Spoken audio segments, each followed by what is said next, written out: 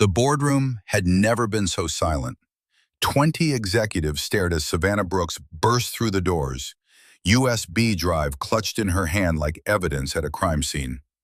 "You lied to me," she said, voice cutting through the tension. "About everything." Declan Thornhill stood at the head of the table, jaw tight. This wasn't how he'd planned to announce their relationship. But with Savannah, nothing ever went to plan. "Savannah, not now." "Not now?" She slammed the drive on the mahogany table. "This contains proof someone sold you out. From inside." Garrett Sutherland, seated to the right, went pale. Declan looked from Savannah to Garrett. The final piece clicked. "Let me tell you how we got here."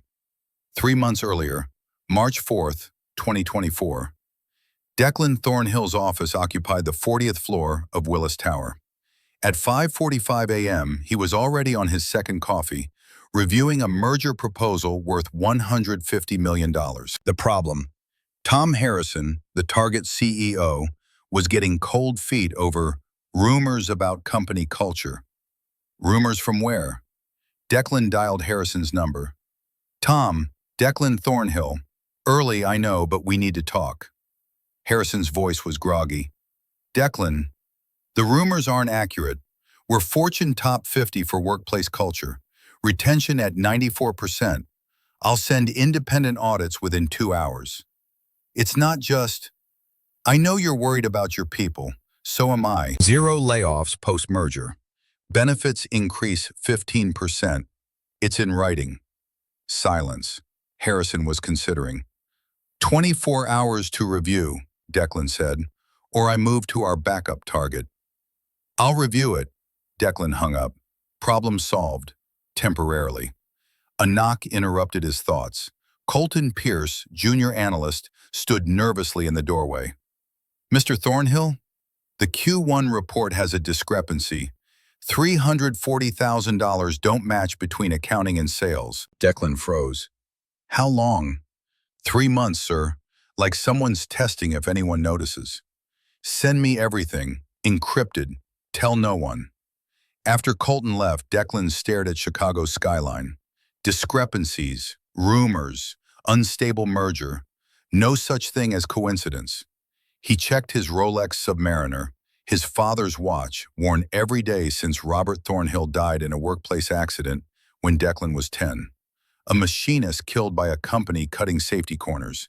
That death had shaped everything. Declan had sworn to build a company where people came first. Now someone was trying to destroy it.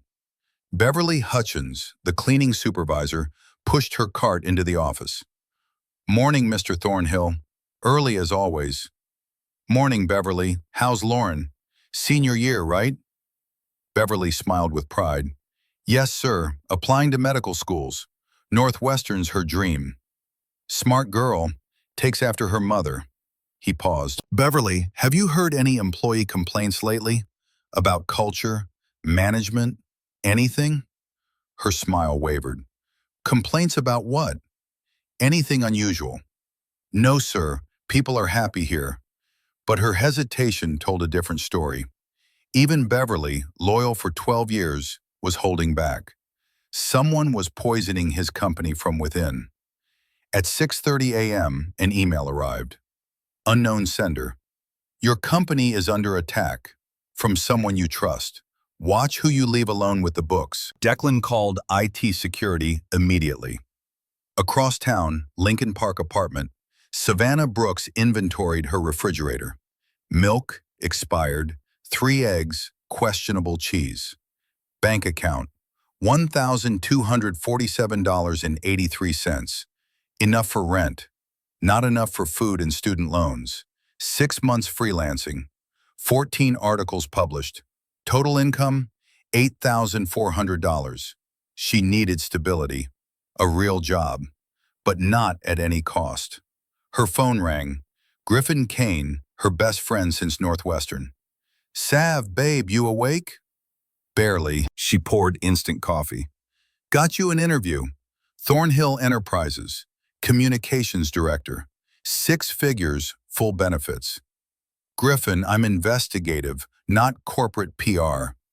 You're investigative without a paycheck. Take the interview. Thursday, 9 a.m. Savannah looked at her empty fridge. Rent due in 2 weeks. Fine, but I'm not selling out. Babe, just don't dress like you're exposing City Hall. Fair point. Too perfect. Everyone had skeletons. At a coffee shop, she met Holden West, her former Tribune colleague now at Bloomberg. Careful with Thornhill, Holden warned. He's clean, but I'm hearing whispers. Financial irregularities. IRS looking at offshore accounts. Someone's leaking information. You think he's dirty? I think someone wants him to look dirty. Classic hit job. Savannah's journalist instincts fired. Who's behind it? Don't know. Anonymous tips to competitors and press. This wasn't just a job interview anymore. This was a story. Thornhill Enterprises lobby. Glass, steel, professional. Employees actually smiled. Awards covered the walls. At 9:03 a.m., Declan stepped from the elevator. Taller than photos suggested, navy suit, perfectly tailored, Rolex, silver threading his dark hair, eyes sharp and assessing, intimidating, not hostile. Miss Brooks, deep voice, firm handshake, Declan Thornhill. His office had corner windows, Chicago skyline spread below. Books, business, and fiction. One photo, Declan with employees at a charity event. No family pictures. Please, sit. He took the chair beside hers, not behind the desk, less intimidating. He opened her resume. Northwestern journalism, 8 years Tribune, investigative beat, then freelance. Why leave? Direct. She appreciated that. I was fired, refused to kill a corruption story. My editor disagreed. They fired you for integrity? They called it not being a team player. Declan nodded. Integrity and team playing often conflict. Which matters more to you? Integrity. Good answer. But corporate communications isn't investigative journalism. You'd represent the company, not expose it. Honest communication is integrity too. If the company's ethical, I can represent it confidently. And if it's not, she held his gaze, then I wouldn't work here. Silence. He studied her with something like curiosity. Most candidates tell me what I want to hear. You don't. Would you hire someone who did? No. A slight smile, first she'd seen. But I wouldn't hire someone looking to write an expose either. Shit. He knew. Mr. Thornhill. Holden West called yesterday asking about financial irregularities. Interesting timing with your interview today. She chose honesty. I researched. I heard rumors. Professional diligence. Or journalist hunting a story. Maybe both. He walked to the window, silent for a long moment, then turned. What if I offered you a deal? Excuse me? I need a communications director, real one, but I also need someone to investigate these rumors from inside. Someone I can trust because you have no loyalty to whoever's leaking. You want me to, what? Work for me, officially, investigate internally, find who's sabotaging this company. You'll have full access. If you find I'm dirty, you get your story. If you find someone else is, I get a solution. And if I find both, you choose which truth matters more. Savannah stared. CEOs didn't offer journalists unrestricted access. This was insane. Why trust me? Because you sacrificed your job for integrity. That's rare. He leaned against his desk. You'll find the truth regardless. That's what I need. Salary? $110,000. Full benefits. Complete access to financial records, personnel files, everything. But I need an answer fast. IRS inquiry becomes formal in 48 hours. I need 24 hours to think. Clock's ticking, Miss Brooks. She left, heart pounding, knowing everything had just changed. Griffin sat on her couch, mouth open. He offered you a job to investigate his own company? Yes. That's brilliant or a trap. I know, Savannah paced. 110,000, Griffin. Full access. Or he controls what you find. Her phone rang. Unknown number, voice electronically distorted. Miss Brooks, don't work for Declan Thornhill. He's not who he seems. Check Delaware corporate filings, 2018. Shell company called Silverton Holdings. Follow the trail. Click. She looked at Griffin. Anonymous tip. Are you checking? Obviously. Delaware Registry, Silverton Holdings LLC, registered 2018. Officers, D. Thornhill, G. Sutherland. Garrett Sutherland, Declan's former partner. Acrimonious split in 2017. News articles. Former partners end business relationship. Cranes, 2017. Sutherland launches rival firm, targets former partner. Bloomberg, 2018. Bitter divorce. Sutherland now ran competing firm, tried stealing clients. Silverton Holdings handled real estate, consulting contracts. Revenue, $12 million over 3 years. Dissolved 2021. Nothing explicitly illegal. But why hadn't Declan mentioned it? Motive, revenge, professional jealousy. But Sutherland needed inside access. WHO was the mole. At 2 a.m., Savannah called Declan's number. Ms. Brooks, I accept, with conditions. Name them. Full access as promised, no interference, and I want to know about Garrett Sutherland. Pause. You did your homework. That's my job. Is he relevant? Potentially. We have history. Monday, 8 a.m. I'll brief you completely. Deal. Welcome to Thornhill Enterprises, Ms. Brooks. As she hung up, Savannah knew she just stepped into something dangerous, complicated, and possibly career-defining. Griffin looked at her. You're really doing this. I'm really doing this. Promise me you won't lose yourself. Too late, I'm already in. Monday morning, March 11th. Savannah arrived at Thornhill Enterprises at 7:45 a.m. with an access badge reading Communications Director. Preston Aldridge, head of IT security, was waiting in Declan's office. 31. MIT graduate, intense focus. Ms. Brooks, you have level 4 clearance, same as C-suite, access to everything. Colton Pierce, the analyst who'd found the discrepancies, pulled up data on screens. 340,000 moving every third Friday, Colton explained. Disappears, reappears Monday in different accounts. Someone's testing if anyone's watching. Where does it end up? Savannah asked.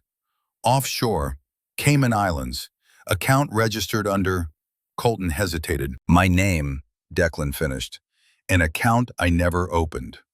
Silence. Who can open accounts in your name? Savannah asked. 3 people. Me, CFO Malcolm Carrington, COO Rebecca Stone. How long have they been with you? Malcolm 10 years, Rebecca 8, both completely trustworthy.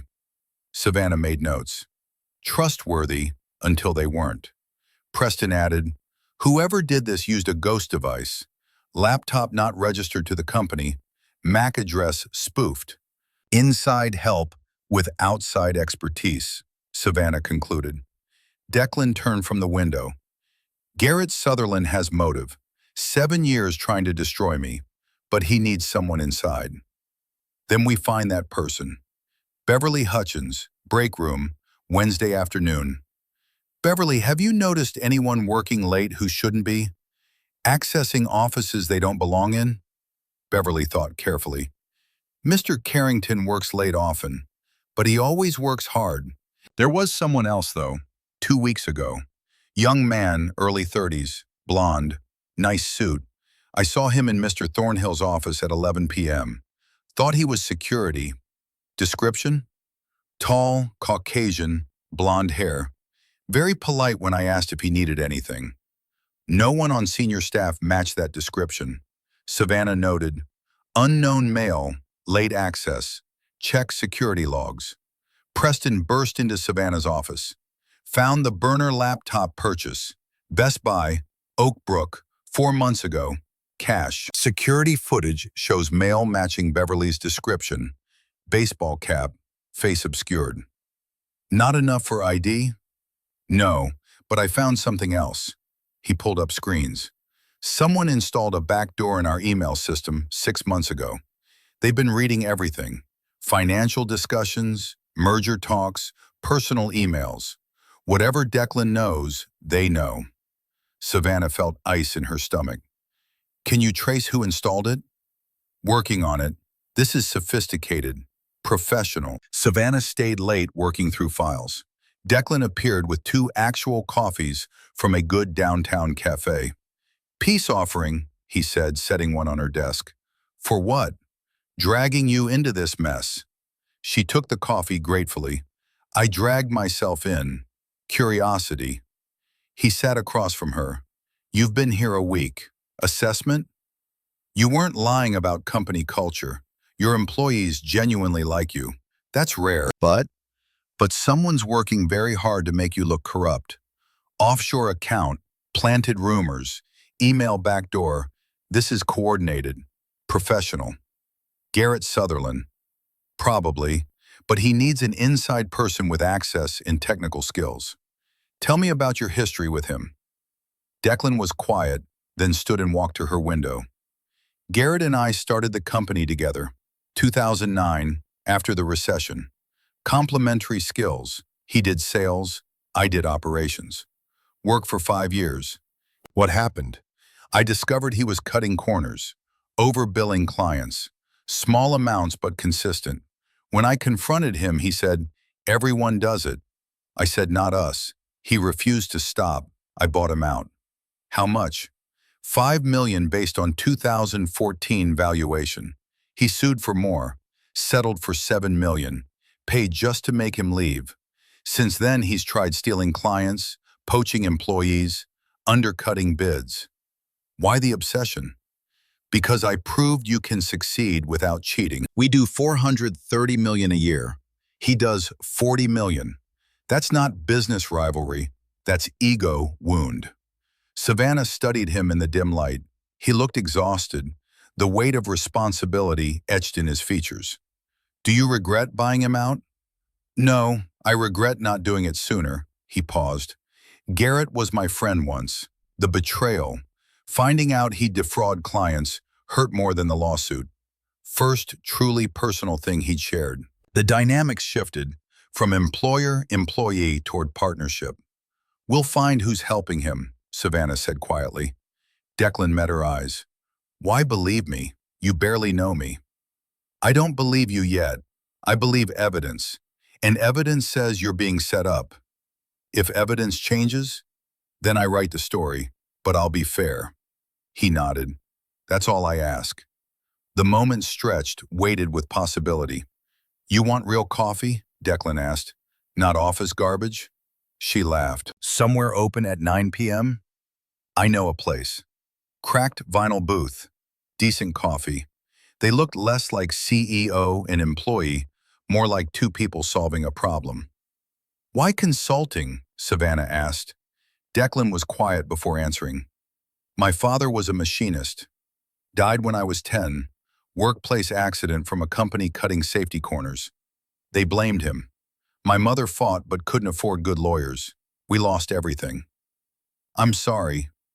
That's when I learned power matters. Expertise matters. I wanted to help companies do things right. No shortcuts. Safe. Fair. Understanding clicked. That's why Fortune ranking matters, not PR. It's proof you can be successful and ethical. My dad was a public defender, Savannah shared.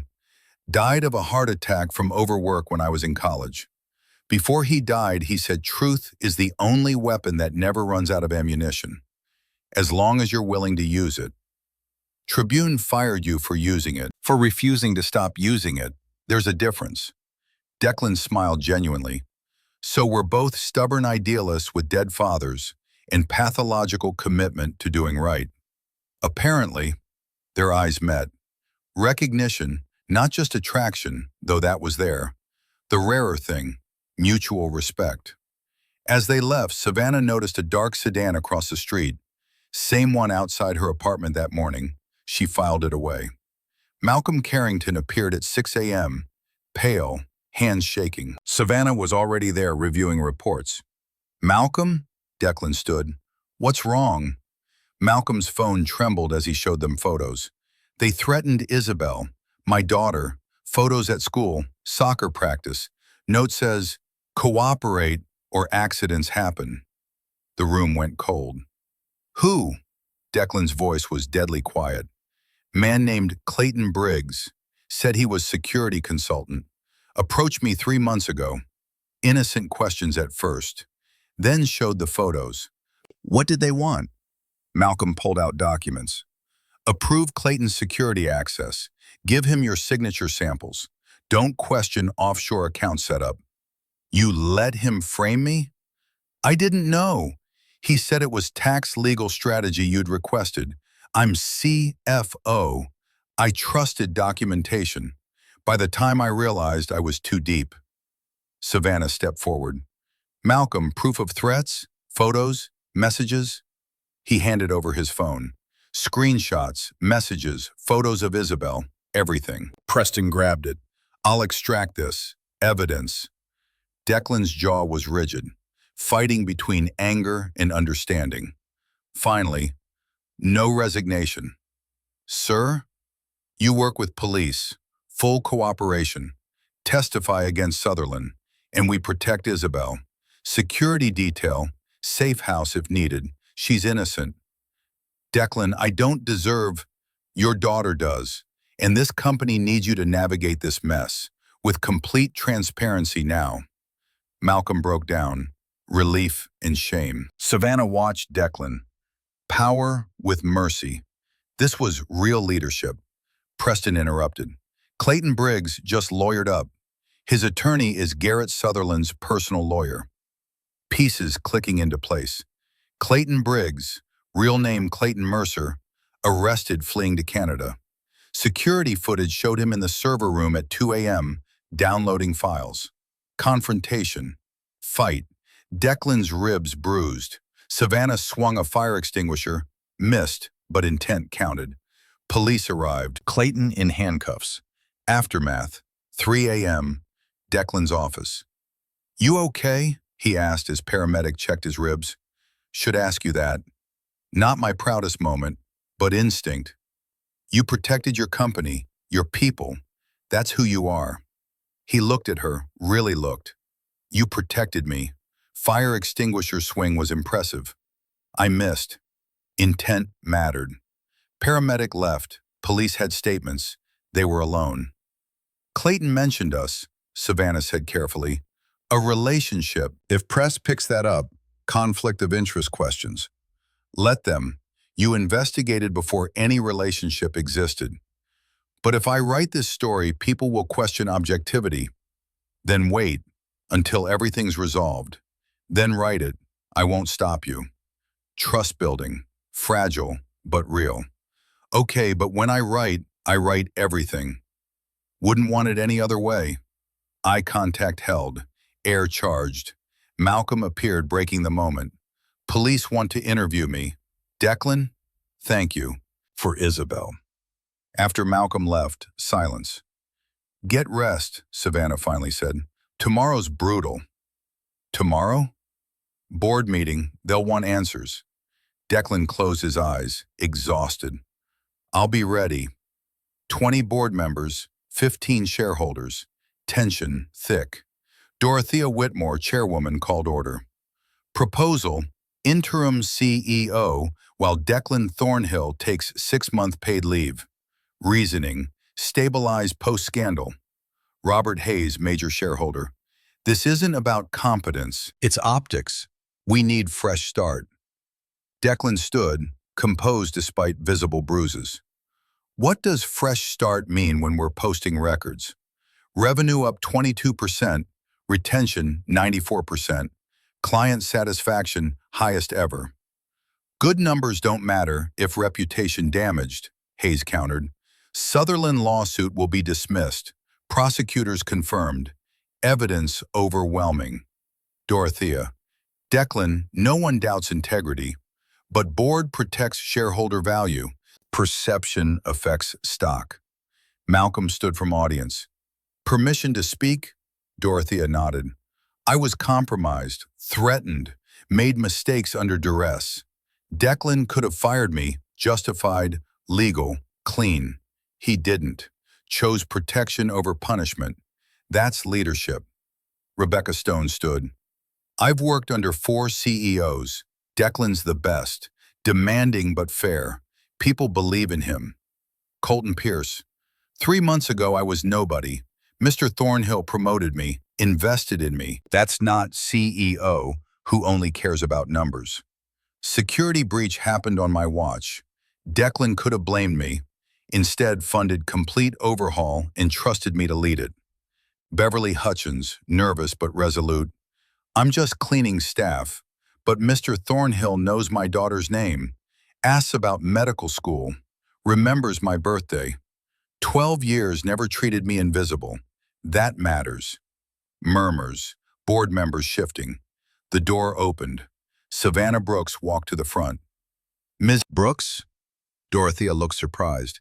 This is closed. I have information relevant to this vote. She held up papers. Chicago Tribune, published this morning. Declan Thornhill, the CEO who chose people over profit. I wrote it. She distributed copies. This details 15 years of practices, investigated facts, 40 employee interviews, 12 clients, 8 competitors. She walked them through it.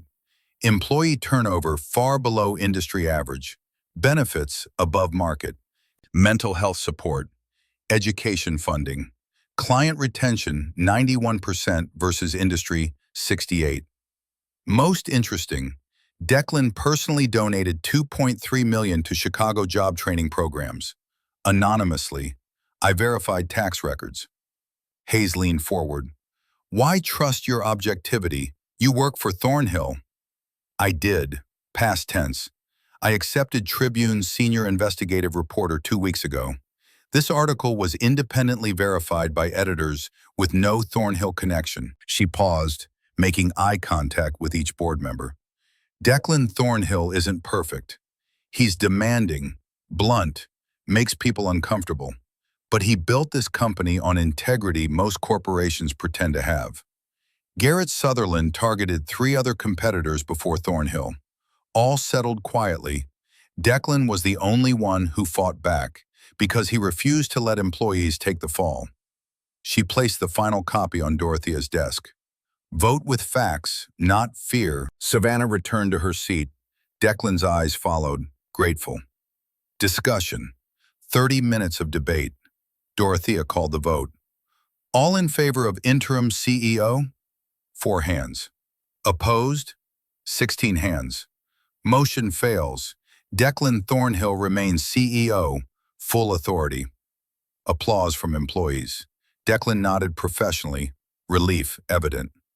After he found Savannah in the hallway, you didn't have to do that. Story needed telling, at cost of objectivity claims. I stand by my work. Facts are verified. After this, after press conference and everything, will you have dinner with me? Not as CEO and director, just Declan and Savannah. She smiled. Yes, after everything's done. Detective Reeves at podium.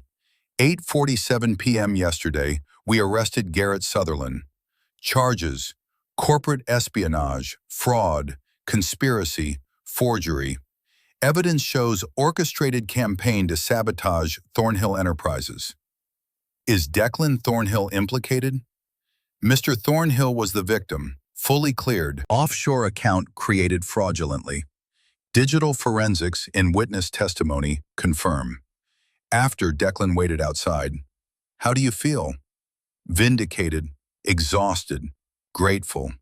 He looked at her. Ready for dinner? I write the article first, full story, tomorrow's Tribune. After that, yes.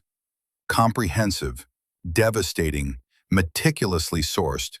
Detailed Garrett's 7-year grudge, Clayton's infiltration, Malcolm's coercion, Harper Sinclair's testimony, but also the culture that made employees loyal, ethical practices that attracted Harper's conscience, leadership that chose mercy over vengeance. Final paragraph.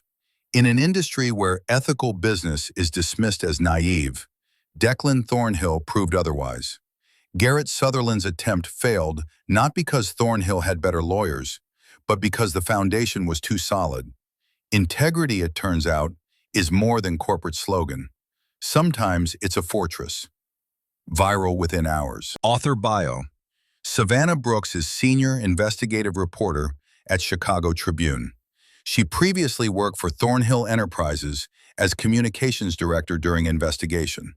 All facts independently verified. Full transparency. Small Italian restaurant, Westtown. Declan in jeans and cashmere sweater. Savannah in simple black dress. You look beautiful. You look human. Wasn't sure you owned jeans. He laughed, genuinely. And Savannah realized it was the first time without crisis weight. They talked, books, travel, childhood, the strange journey bringing them here. I never thought I'd date a CEO, Savannah admitted. I never thought I'd date a journalist who investigated me. Technically, I cleared you. After making my life hell for 6 weeks. They laughed. Easy, light. Can I ask something? Savannah set down wine. Why did you really offer me that job? Declan considered. Because I was desperate, needed someone I could trust, absolutely. And because from the moment you walked into that interview and refused to tell me what I wanted to hear, I knew you were different, rare. Different how? Honest in a way most people aren't. Brave enough to stand by convictions even when it costs. That's extraordinary, Savannah. I'm just stubborn. You're both, and I'm grateful, because if you'd played safe, I'd probably be under indictment. She reached across, took his hand. We made the difference. Together. Together. I like that. Later, walking to her apartment, hands linked. At her door, hesitation. I should probably say goodnight here, Declan said. Probably, she agreed, not letting go. Neither moved. Savannah, She kissed him before he finished. Not desperate, deliberate, intentional, full of choice and promise. When they pulled apart, breathing hard, still want to take it slow? She asked, maybe moderately paced. She laughed, kissed him again. Come inside, just for coffee. Just coffee, he agreed, both knowing it was a beautiful lie. The next morning, Savannah woke alone. Declan had left after coffee and conversation stretching until 2 a.m., to her phone exploding with notifications. Griffin had texted 19 times. Babe, Bradley Vaughn article. Emergency, call me now. She pulled up the Chicago Business Journal website and her stomach dropped. Romance or bias? Thornhill CEO courts reporter who cleared him. Bradley Vaughn, competitor journalist who'd been chasing the Thornhill story for weeks, had written a brutal piece suggesting Savannah's investigation was compromised from the start, that her relationship with Declan influenced her journalism, that the Tribune article was essentially paid PR disguised as reporting. The photo was damning. Savannah and Declan outside her apartment building the previous evening, standing close, the romantic nature unmistakable. Shit, Savannah breathed. Griffin called immediately. I'm so sorry. How bad? Twitter's divided, half defending you. Timeline proves you did your job before the relationship. Half calling for your head, saying you should have recused entirely. I did recuse. That's why I left Thornhill before writing. I know, but perception, Sav. Savannah spent 3 hours compiling evidence. March 7th, interview. March 11th, investigation begins. April 22nd, Clayton arrested. April 23rd, investigation complete. April 24th, article submitted. April 25th, published. April 26th, first date. Chronology airtight. Work completed before romance began. But she'd cared about Declan before that date, trusted him, Maybe started falling during those late office nights. Had that affected her journalism?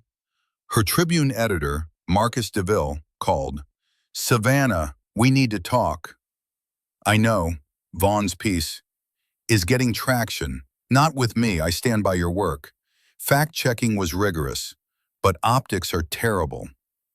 What do you want? Write a response, full transparency. When feelings developed, how you maintained objectivity, why the work stands on merit. Give readers the complete picture. You're asking me to write about my personal life. I'm asking you to address legitimate concerns about conflict of interest. If you want credibility, get ahead of this. Savannah closed her eyes. End of day. 4 hours later, she'd written it. On Objectivity and Honesty, A Reporter's Response, by Savannah Brooks Bradley. Vaughn's recent article raises legitimate questions about my relationship with Declan Thornhill and whether it compromised my investigation. I welcome these questions because journalism requires accountability. Here are the facts. Hired March 11th. Investigation concluded April 23rd with Clayton Mercer's arrest. Article submitted April 24th, published April 25th. First date April 26th. Timeline is clear. Journalistic work completed before romantic relationship began.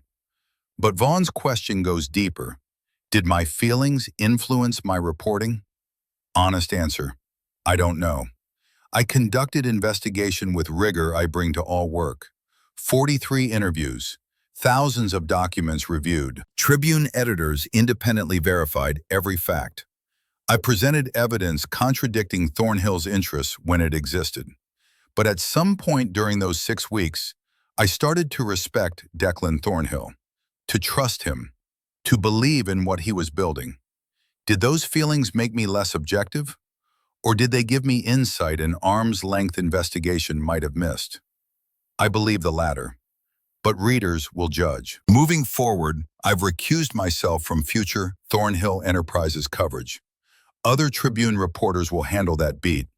I'll continue covering corporate ethics and financial crime, just not cases where I have personal connections. This is my standard. Complete honesty about conflicts, rigorous fact-checking regardless of personal feelings, transparency when those collide. I hope that's enough. The piece ran next day. Response was immediate, surprisingly positive. Even Vaughn issued brief statement acknowledging his article may have overstated concerns given the verifiable timeline. Not full retraction, but something. Through it all, Declan stayed carefully distant from public conversation. No social media defense, no statements, no platform influence, but texted every morning, "How are you holding up?" Every evening, "Proud of you."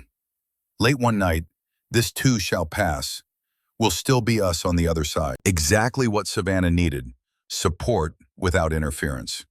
When the storm calmed 2 weeks later, they had their second date. Quiet restaurant, more wine, more conversation. "How did you stay so calm?" Savannah asked. "Your reputation was on the line too." "Because you were handling it," Declan said simply. "I trusted you to fight your own battle, just like you trusted me during investigation." That's surprisingly healthy for two people terrible at vulnerability. We're learning together, always together. Savannah thrived at Tribune. Thornhill expose opened doors. Other whistleblowers started coming to her. She broke a healthcare fraud case in late May, resulting in federal indictments. Declan rebuilt Thornhill Enterprises' reputation. Harrison merger closed successfully. Tom Harrison cited Declan's crisis handling as evidence of leadership he wanted to partner with. They saw each other twice weekly, dinner Tuesdays, brunch Sundays. Sometimes late movies or lakefront trail walks.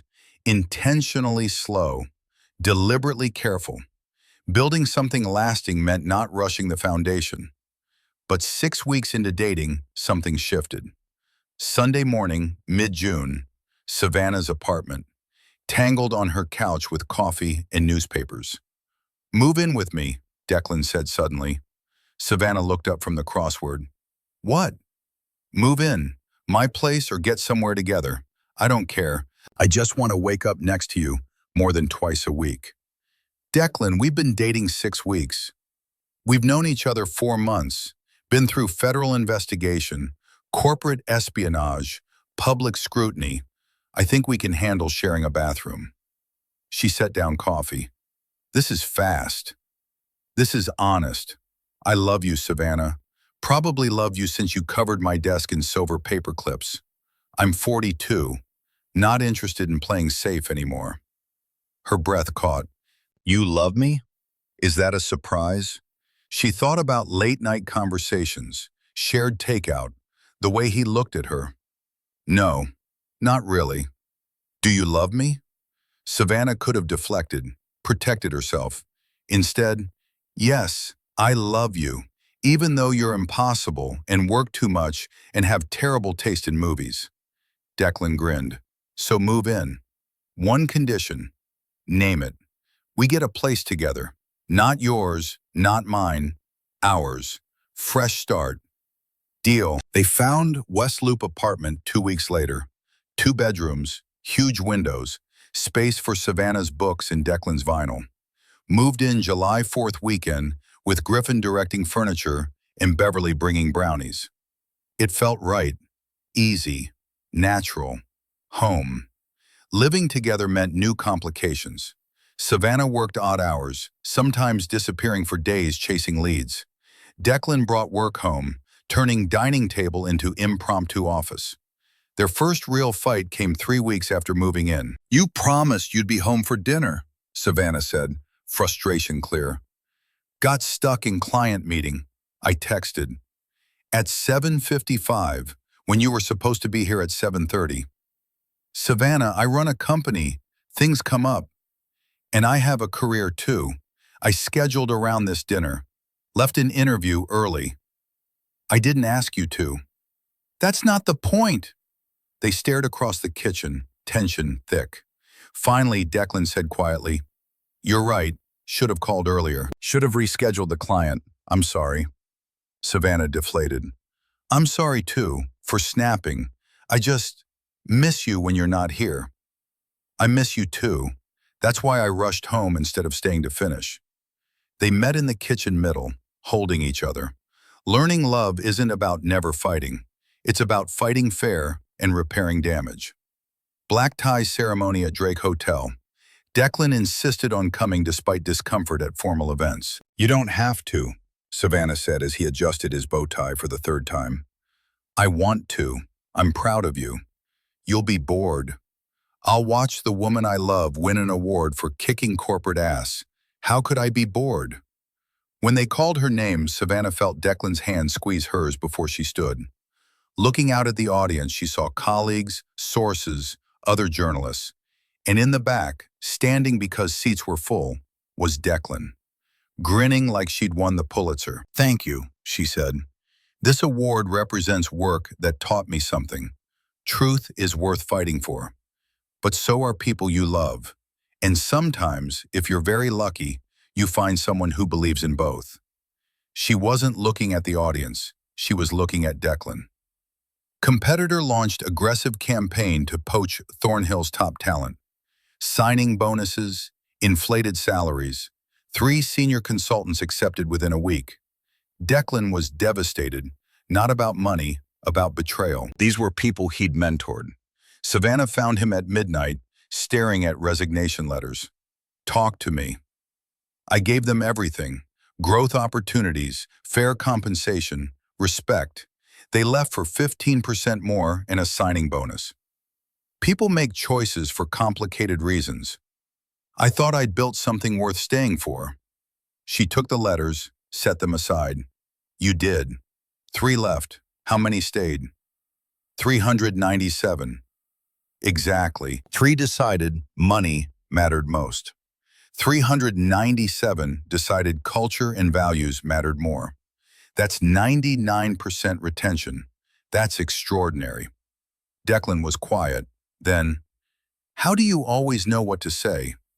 Practice. Words are my job. He pulled her close. They sat like that, her head on his shoulder, his arms around her, finding comfort in presence. I love you, he said into her hair. I love you too. Even when I'm dramatic about resignation letters? Especially then.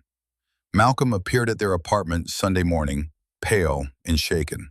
Sorry to intrude, but I need advice. They made coffee, listened. Garrett Sutherland's attorney contacted me. They want me to recant testimony, say I was coerced by Declan into fabricating evidence. In exchange, they'll drop a civil lawsuit against me. There is no lawsuit, Declan said immediately. Not yet, but they're threatening, claiming I defamed Garrett, that my testimony was false. If they sue and I lose, Isabel's medical school fund, our house, we could lose everything. Savannah's instincts fired. It's a bluff, trying to weaken the criminal case. But what if it's not? Declan was quiet. Then, Malcolm, I'm telling you something I should have said months ago. When this started, I set up a legal defense fund. For you. If Garrett sues, you'll have the best attorneys money can buy. You and Isabel will never face this alone. Malcolm's eyes filled with tears. Declan, I don't deserve. You were threatened, protected your daughter, came forward when it mattered. That's courage. Let me help. I'll pay back every cent. Worry about that after we win. After Malcolm left, Savannah turned to Declan. You set up a legal fund for him? Months ago. After his confession, I knew Garrett would try something. You never mentioned it. Didn't seem relevant. He's my employee, my responsibility. Savannah kissed him. You're a good man, Declan Thornhill. I have a good teacher. The threat withdrew when Garrett's attorney realized Malcolm had ironclad evidence, and a lawsuit would strengthen the criminal case. That evening, over Thai takeout, Declan said, I've been thinking. Dangerous, Savannah teased. I want to start a foundation. Corporate ethics whistleblower support, legal funding, job placement, counseling for people like Malcolm and Harper who risk everything to do right. That's a big undertaking. I keep thinking, what if Malcolm hadn't had resources? What if Harper had been too scared? How many stay silent because they can't afford consequences? Savannah took his hand. I think it's beautiful, and I know journalists who'd love to help spread the word. Yeah? Yeah. You build it. I'll make sure people know. They spent 2 hours planning, getting excited about possibilities. This was them at their best. His resources with her platform, his business acumen with her storytelling, his desire to protect with her commitment to truth. Partnership in truest form. November 2024. Garrett Sutherland's trial, Monday before Thanksgiving. Savannah attended every day, taking notes for an Atlantic long-form piece about corporate sabotage and business ethics. The trial was devastating for Garrett. Harper Sinclair's testimony, precise, damning. Malcolm Carrington's recounting of threats brought jurors to tears. Preston Aldridge's technical explanation of digital forgery left no doubt. Clayton Mercer, who'd taken a plea deal, testified against Garrett with detail only genuine cooperation provides. By day 8, jury leaning was clear. Day 10, convicted on all counts. Corporate espionage, fraud, conspiracy, forgery, wire fraud. Sentencing scheduled for January. Outside the courthouse, Savannah found Declan. He looked relieved, but not jubilant. How do you feel? Like a chapter's finally closing. Not a good chapter, but at least it's ending. Any part of you feel sorry for him? Declan considered. No, not sorry, but sad maybe. He had talent, could have built something legitimate, chose revenge instead. That was his choice. Doesn't make it less wasteful. They walked to nearby coffee shop, not their usual one, just somewhere quiet to decompress. The foundation, Declan said. I want to announce it at sentencing. Show something good came from this. That's perfect. Will you help with the statement? Savannah smiled. Of course, that's what partners do. Savannah always spent Christmas with Griffin and rotating journalist friends. Declan had spent the last decade working through holidays, no close family. Come with me, Savannah said, to Griffin's. It's chaotic and loud and we drink too much wine and play terrible board games. You'll hate it. Sounds perfect. Christmas at Griffin's was exactly as advertised. 12 people crammed into Lincoln Park apartment. Potluck dinner both gourmet and disastrous. Vicious code names game ending with someone throwing a pillow. Declan fit in better than expected. Griffin adopted him immediately. Finally, someone who knows wine. And by evening's end, Declan was laughing at Savannah's college journalism disasters. "You got arrested at a protest?" Declan asked, incredulous. "Technically detained.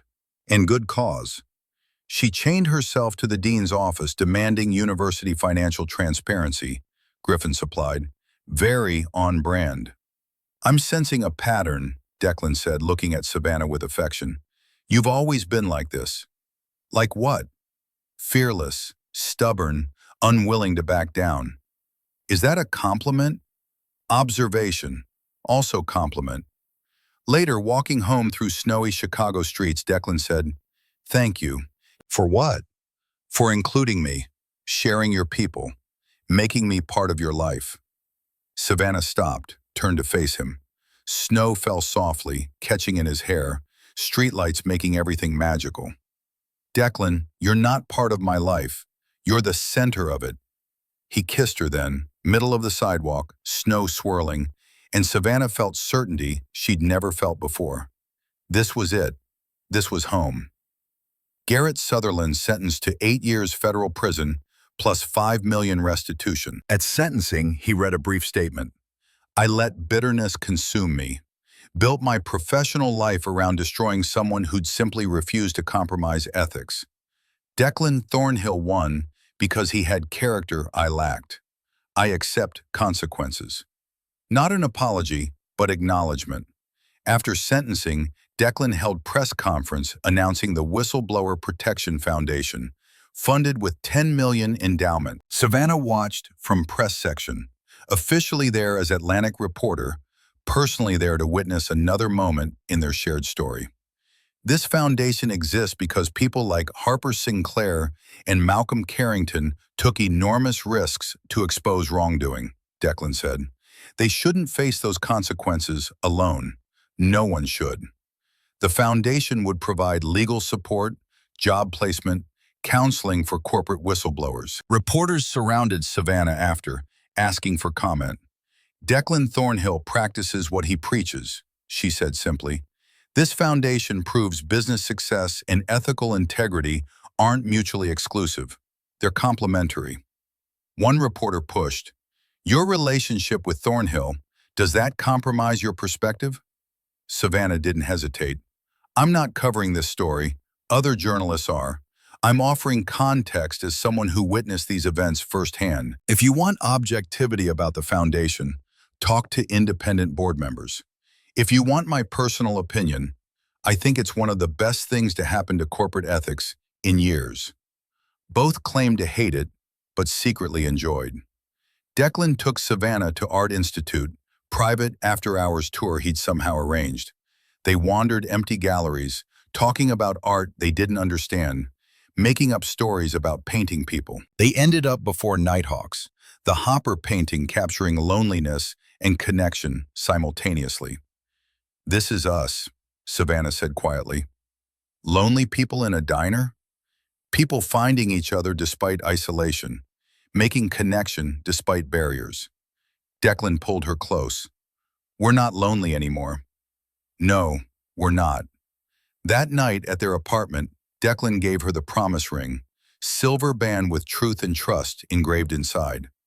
Not an engagement ring, not yet, but a promise that when we're both ready, when timing's right, I'll ask the real question. Savannah slipped it on, feeling the weight, not just metal, but commitment. "I'm already ready," she said, "whenever you are." "Soon," he promised. "Very soon." Same coffee shop where they'd had their first real conversation. Same 24-hour diner where everything shifted professional to personal. Same barista, older but remembering them. Anniversary? Something like that, Savannah confirmed. Same booth, nostalgia overwhelming. "I can't believe it's been a year." Technically, 13 months since you spilled coffee on me. I never spilled coffee on you. You're right. Wishful thinking. You just glared judgmentally. You deserved it. You were terrifying. Was? Are. But I like it now. Terrible coffee, greasy diner food that tasted perfect. Savannah, Declan said, suddenly serious. This year has been the best of my life. Complicated, public, messy, but the best. You've made me better. You've made me braver, willing to take risks, to trust. I want to keep doing this, building life together, navigating chaos, growing old and annoying together. That sounds perfect. Declan reached into his jacket, pulled out small velvet box. Savannah's breath caught. I know we said soon. I'm thinking now qualifies. He didn't kneel. Booth made it awkward. But intention was clear as he opened the box. Inside, ring. Simple, elegant, diamond, beautiful. Savannah Brooks, you walked into my life and turned it upside down in the best way. You challenged me, fought for me, made me want to be better. You showed me integrity and love aren't weaknesses, they're strengths. Will you marry me? Tears streamed down Savannah's face. Yes, God, yes. Absolutely yes. The diner erupted in applause. Half the patrons had been eavesdropping. Declan slipped the ring on, and when he kissed her, Savannah tasted salt and coffee and joy and promise of everything ahead. I love you, he said against her lips. I love you too, even though you're still slightly terrifying. I'll work on that. Don't. I like you exactly as you are. The engagement photo on social media wasn't staged. Barista grabbed her phone, snapped it. Savannah and Declan in booth, foreheads touching, laughing, completely absorbed in each other. Caption: she said yes. In the same diner where I first realized I was falling for her. Some stories come full circle. Viral. 50,000 shares in 12 hours. Think pieces about workplace romance, journalistic ethics, whether love can exist between professional adversaries. Savannah and Declan didn't read any of it. Too busy planning wedding, building careers, living proof that complicated stories sometimes have happiest endings. Small ceremony. 50 people at boutique Ravenswood Hotel. No press, just people who mattered. Griffin was Savannah's person of honor, crying through entire ceremony. Preston and Malcolm stood for Declan. Beverly and Lauren there, both beaming. Savannah wore simple ivory dress, elegant, not traditional, perfect. Declan wore Brooks Brothers navy suit, classic, him. Vows they wrote were honest, specific, theirs. Savannah, I promise to challenge you, call you on your BS, fight with you and for you, choose truth even when hard, build something honest and real and lasting. I promise to trust you, support your career even when it scares me, share my life without trying to control yours, choose vulnerability over safety, love you exactly as you are. When the officiant pronounced them married, the kiss was long enough to make Griffin shout, "Get a room!" They did, eventually. Reception was joy in purest form. Good food, better wine, dancing, speeches making everyone laugh and cry. Griffin's toast. To Savannah and Declan, proving sometimes best stories start with conflict and end with love. And to that diner barista who witnessed it all, you're the real MVP. Malcolm's toast. To second chances, to leaders who choose mercy, to families built not by blood, but by choice and respect. Beverly's toast. To seeing people, really seeing them. Mr. Thornhill sees all of us. Miss Savannah helped him see himself. That's love. Late evening, they snuck away to Hotel Rooftop Terrace, Chicago spreading below. Mrs. Thornhill, Declan said, testing the name. Keeping Brooks professionally. Brooks Thornhill socially. I know, I like it. You're not losing yourself. We're combining. Partnership. Always. Comfortable silence. Holding hands. watching their city breathe. Any regrets? Savannah asked. Not one. When did you know? Honestly, the silver paper clips. When you didn't fire me. When you appreciated the joke instead of punishing insubordination. That's when I thought, maybe he's different. I knew during the interview. When you refused to tell me what I wanted to hear, I thought, she's going to be trouble. I was right. The best kind of trouble. Absolutely. Inside, party continued. But on the rooftop, Declan and Savannah Thornhill, equal partners, stubborn idealists, proof integrity and love can coexist, held each other and watched sunset on their wedding day. Tomorrow they'd return to separate but complementary careers. Savannah would investigate, Declan would build. They'd support each other, challenge each other, love each other. But tonight, they were just two people who'd found each other. Sunday morning ritual. Coffee. They sat together, exactly as they'd done countless Sundays before, building life one quiet morning at a time. Later, walking through Lincoln Park, Savannah said, "You know what I realized?" "What?" "We never did figure out who sent that anonymous tip. About Silverton Holdings." Declan smiled. "Does it matter?" "Not really. It led me to you." "Then whoever it was, I owe them everything." They walked hand in hand through Chicago spring, proof that sometimes the best stories don't have neat endings. They have new beginnings. And sometimes, just sometimes, the journalist and the CEO she investigated find something more valuable than truth. They find each other. April 2026, 18 months after first meeting. The spring morning started like any other Sunday. Savannah sat at their dining table, laptop open, working on her latest investigation into pharmaceutical pricing fraud. Declan was in the kitchen making French press coffee, a skill he'd learned because Savannah insisted instant coffee was an insult to beans. "How's the pharma piece coming?" he called out. "Infuriating. These companies are charging cancer patients 3,000% markup on drugs that cost $12 to manufacture. Going to expose them? Obviously, but I need one more source. Someone inside willing to go on record." Declan brought her coffee, kissed the top of her head. "You'll find them. You always do." It was domestic, normal. Everything Savannah had never thought she'd want, but now couldn't imagine living without.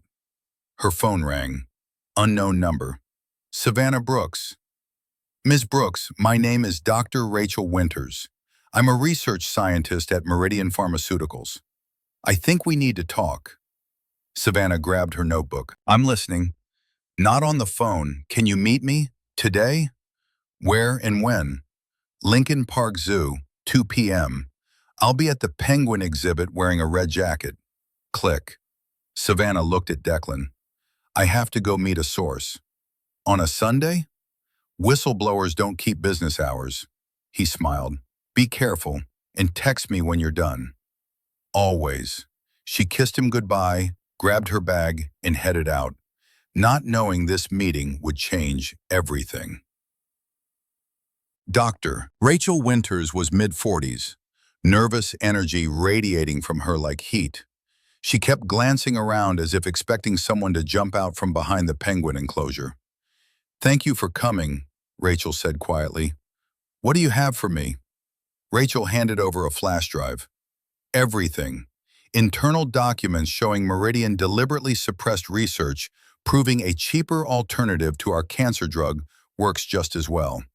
"We buried it because the expensive version makes us $800 million a year." Savannah's pulse quickened. "Are you willing to go on record?" "Yes, but I need protection. I've already been threatened." "Threatened how?" "My car was vandalized last week. Message spray painted on it. Keep quiet or else." "My supervisor suddenly started giving me terrible performance reviews after 15 years of excellence. They're building a case to fire me." Savannah made notes. "I know people who can help. Legal protection, security if needed. Like the Whistleblower Protection Foundation? You've heard of it. Everyone in corporate ethics has heard of it. Declan Thornhill's foundation, right?" Rachel paused. Wait, you're married to him, aren't you? I saw the engagement announcement last year. Savannah nodded. I am, but that doesn't change anything about this story. I'll pursue it with the same rigor as any investigation. And if you need the Foundation's help, I'll connect you, but through proper channels, not through my husband. Rachel relaxed slightly. I heard you're honest. That's why I called you. They talked for another hour. Rachel provided details, context, names of other potential sources. By the time they parted ways, Savannah had the bones of what could be the biggest story of her career. She texted Declan, "Done. Coming home. Big story ahead." His response, "Proud of you. Dinner's ready when you get here." Declan had made pasta, not from scratch, he wasn't that ambitious, but good quality from the Italian market on Taylor Street. They ate on the couch, Savannah's head on his shoulder. "Can you tell me about the story?" he asked. "Not yet, still developing, but it's big." "Bigger than the healthcare fraud case?" "Potentially, if I can get enough sources on record." Declan was quiet for a moment. "Be careful. Pharmaceutical companies have armies of lawyers." "I know. That's why I need airtight evidence." "Will you need the Foundation?" "Maybe. For the whistleblower. I told her I'd connect her through proper channels, not through you directly." He squeezed her hand. "That's exactly right. Keep it separate." This was their system, acknowledging when their professional worlds might intersect, then deliberately creating boundaries to prevent conflicts. It wasn't always easy, but it worked. "How's Thornhill?" Savannah asked. "Any fallout from the quarterly report?" "Minor. Some investors wanted to know why we're spending so much on employee benefits when we could be maximizing profits. I told them to invest elsewhere if they don't like our values." Savannah laughed. "Did you really say that?" "Word for word. Rebecca nearly had a heart attack. But here's the thing. The investors who stayed are the ones who actually believe in what we're building. Better to have fewer committed investors than many mercenary ones." "You've changed so much from the CEO I first met." "You mean the terrifying one who made junior analysts cry?" "I never said you made people cry. Colton told me last month he used to have anxiety attacks before meetings with me." "And now?" "Now he runs strategy sessions. Still nervous but confident. He's good, Savannah, really good. I'm thinking of promoting him to VP of Analytics." "From junior analyst to VP in 18 months?" "From junior analyst who was being wasted in a junior role to VP who deserves recognition. There's a difference." Savannah kissed him. "I love who you've become.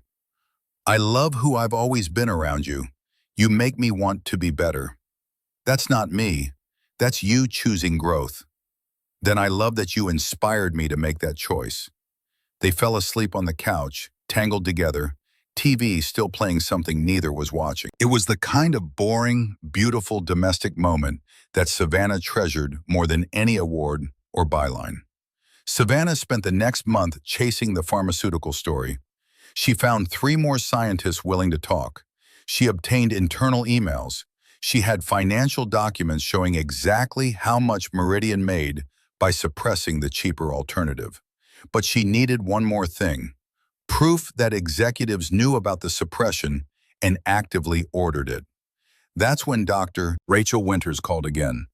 "I have something, but it's dangerous." They met at a different location this time, a coffee shop in Evanston, far from downtown. Rachel slid a folder across the table. Executive meeting minutes. 6 months ago, CEO Grant Morrison personally ordered the research buried. Direct quote, "We can't afford to cannibalize our flagship product. Make this study disappear." Savannah photographed every page. "How did you get this?" "I shouldn't say." "Rachel, if this goes to court, you'll have to testify about chain of custody." Rachel took a breath. "Morrison's executive assistant is my college roommate. She's disgusted by what's happening. She gave me access." "Is she willing to go on record?" "No. She has 3 kids and a mortgage. She can't risk it."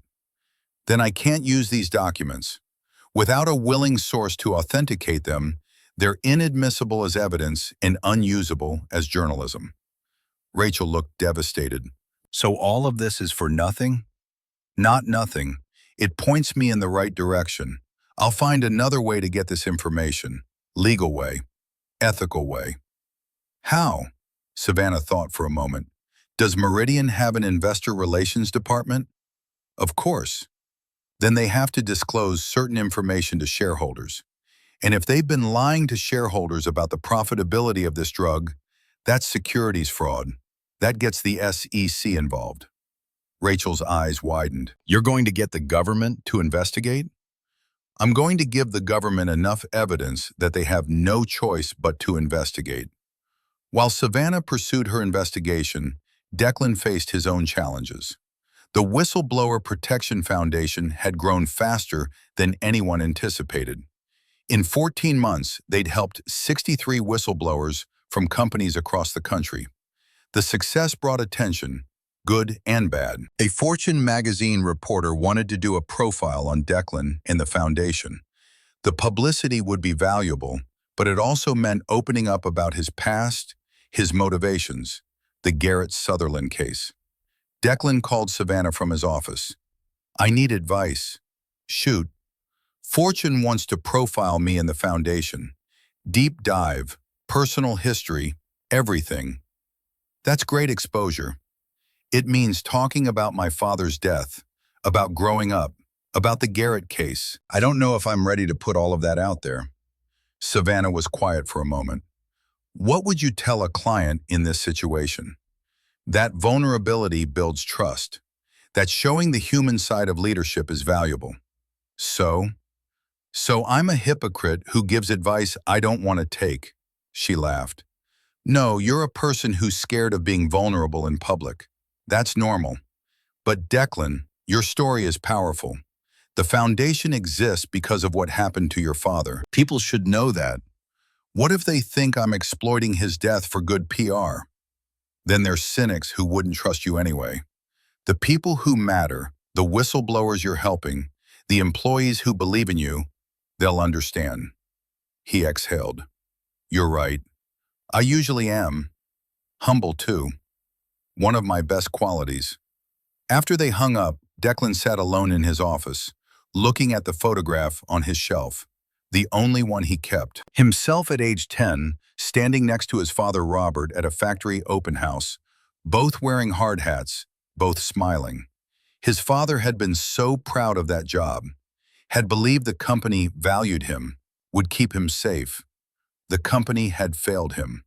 The safety shortcuts had killed him. And Declan had spent 32 years making sure that never happened to anyone else. Maybe it was time to tell that story. Savannah's pharmaceutical investigation and Declan's Fortune profile converged in an unexpected way. The Fortune reporter, Amanda Vega, was thorough and sharp. During her interview with Declan, she asked about the foundation's funding model. You've personally endowed it with $10 million, Amanda noted. That's substantial. Are you seeking additional donors? We are. The demand for our services exceeds what the initial endowment can sustain long-term. What kind of donors are you looking for? Individuals or companies committed to corporate ethics and transparency. Amanda made a note. Would you accept donations from pharmaceutical companies? Declan paused. Depends on the company. Why do you ask? Because I've heard rumors that Meridian Pharmaceuticals is looking to improve its public image through charitable giving. They've been under scrutiny for pricing practices. Declan's expression hardened. If they want to improve their image, they should change their practices, not write checks. That's a strong stance. It's the only ethical stance. The foundation exists to protect whistleblowers exposing wrongdoing. Taking money from companies we might need to protect whistleblowers from would be a fundamental conflict of interest. Even if it means turning down millions in potential funding, especially then. When Declan told Savannah about the conversation that evening, she went very still. Why did Amanda ask about Meridian specifically? I don't know. She said she'd heard rumors about their charitable giving. Savannah pulled out her laptop. I need to check something. She spent 30 minutes digging through public records. Then she found it. Meridian Pharmaceuticals had just announced a $50 million corporate giving initiative focused on business ethics education and whistleblower support. They're trying to buy credibility, Savannah said. They know an investigation is coming, probably got wind of my questions, and they're trying to inoculate themselves against criticism. Will it work? Not if I publish first. She looked at Declan. I need to tell you something about my current investigation. Not details, but general scope, because it involves Meridian and it might impact the foundation. I'm listening. I have multiple sources showing Meridian deliberately suppressed research about a cheaper cancer drug alternative because it would hurt profits. People are dying because they can't afford the expensive version when a cheap one exists. I'm close to having enough to publish. Declan absorbed this. When you publish, there will be fallout. Yes, Meridian will lawyer up. They'll attack your sources, and they might try to use the foundation, my foundation, to muddy the waters. How can we be unethical when we donate to whistleblower protection? Exactly. So we get ahead of it. I put out a statement now, before your article drops, making it clear the foundation won't accept donations from companies under investigation for ethics violations. Preventive transparency. That tips them off that something's coming. Good. Let them panic. Panicked executives make mistakes. Savannah smiled. I love your devious mind. Learn from the best. Savannah's article ran in the Tribune on August 15th, with a simultaneous release to the Associated Press for national syndication. The Cancer Drug Scandal: How Meridian Pharmaceuticals Suppressed Life-Saving Research for Profit, by Savannah Brooks. The piece was devastating. 4 scientists on record, internal documents authenticated through investor relations disclosures, financial analysis showing the profit motive, and a heartbreaking sidebar featuring patients who died because they couldn't afford treatment. Within 6 hours, the SEC announced a formal investigation. Within 12 hours, Meridian stock had dropped 34%. Within 24 hours, CEO Grant Morrison had resigned. The fallout was immediate and massive. News networks called Savannah for interviews. The Tribune's phones rang constantly. Other pharmaceutical companies scrambled to review their own practices. And the Whistleblower Protection Foundation received 127 calls in 3 days from potential whistleblowers in the pharmaceutical industry. Dr. Rachel Winters called Savannah the day after publication. I can't thank you enough. You protected my identity while still telling the truth. That's the job. How are you holding up? Meridian put me on administrative leave pending an internal review. But your foundation, Declan's foundation, already connected me with attorneys. I'm going to be okay. After hanging up, Savannah felt the satisfaction that came from good journalism done right. Truth exposed, people protected, justice advancing. Declan found her that evening on their balcony, looking out at Chicago's skyline. You did good work, he said, wrapping his arms around her from behind. We did good work. The foundation is helping all those new whistleblowers. Partnership, always. They stood together in comfortable silence as the sun set over the city they both loved. 2 people who'd found their purpose in fighting for truth and protecting those brave enough to speak it. The Meridian story's success brought unexpected challenges. A rival journalist, Derek Hammond from the Wall Street Journal, published a piece questioning whether Savannah had insider information about the Whistleblower Protection Foundation's activities that gave her an unfair advantage in sourcing whistleblowers. The ethics of embedded journalism, when personal relationships create professional advantages. The piece was more measured than Bradley Vaughn's hit job from 18 months earlier, but the implication was clear. Savannah's marriage to Declan gave her access other journalists didn't have. Griffin called her immediately. Don't read the comments section. I never do. Good, because it's toxic. Half the people defending you, half saying you should quit journalism or divorce Declan to avoid conflicts. Neither of those things is happening. I know, But Sav, this is going to follow you. Every major story you break, someone will question whether your husband's foundation helped you. Savannah had known this was coming eventually. The marriage made her both more effective and more vulnerable. That evening, she and Declan had a serious conversation. Maybe I should recuse myself from any stories involving the foundation, she said. You didn't use the foundation for the Meridian story. Rachel came to you directly. But she used the foundation afterward. Derek Hammond is technically right. My connection to you gives me advantages. Declan sat beside her on the couch. Let me ask you something. Would Rachel have called you if you weren't married to me? Probably. I have a reputation for protecting sources. Exactly. You've earned credibility through your work, not through our marriage. Yes, being connected to the foundation might make some whistleblowers more comfortable reaching out to you, but they reach out because they trust you. Some people won't see it that way. Some people will never see it the right way regardless of what you do.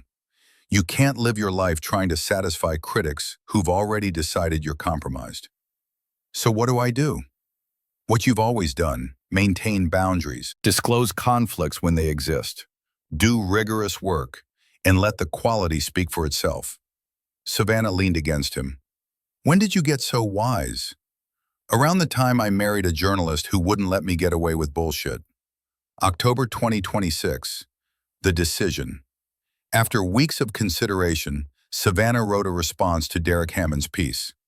Not defensive, explanatory. On journalism, marriage, and maintaining integrity. By Savannah Brooks. Derek Hammond's recent piece raises valid questions about conflicts of interest when a journalist's spouse runs a whistleblower protection organization. I appreciate the thoughtful way he framed the discussion, and I want to address his concerns directly. Yes, being married to Declan Thornhill gives me certain advantages. Whistleblowers who know about the foundation might be more comfortable contacting me because they see me as connected to an organization that can help them. But here's what I don't get through that marriage.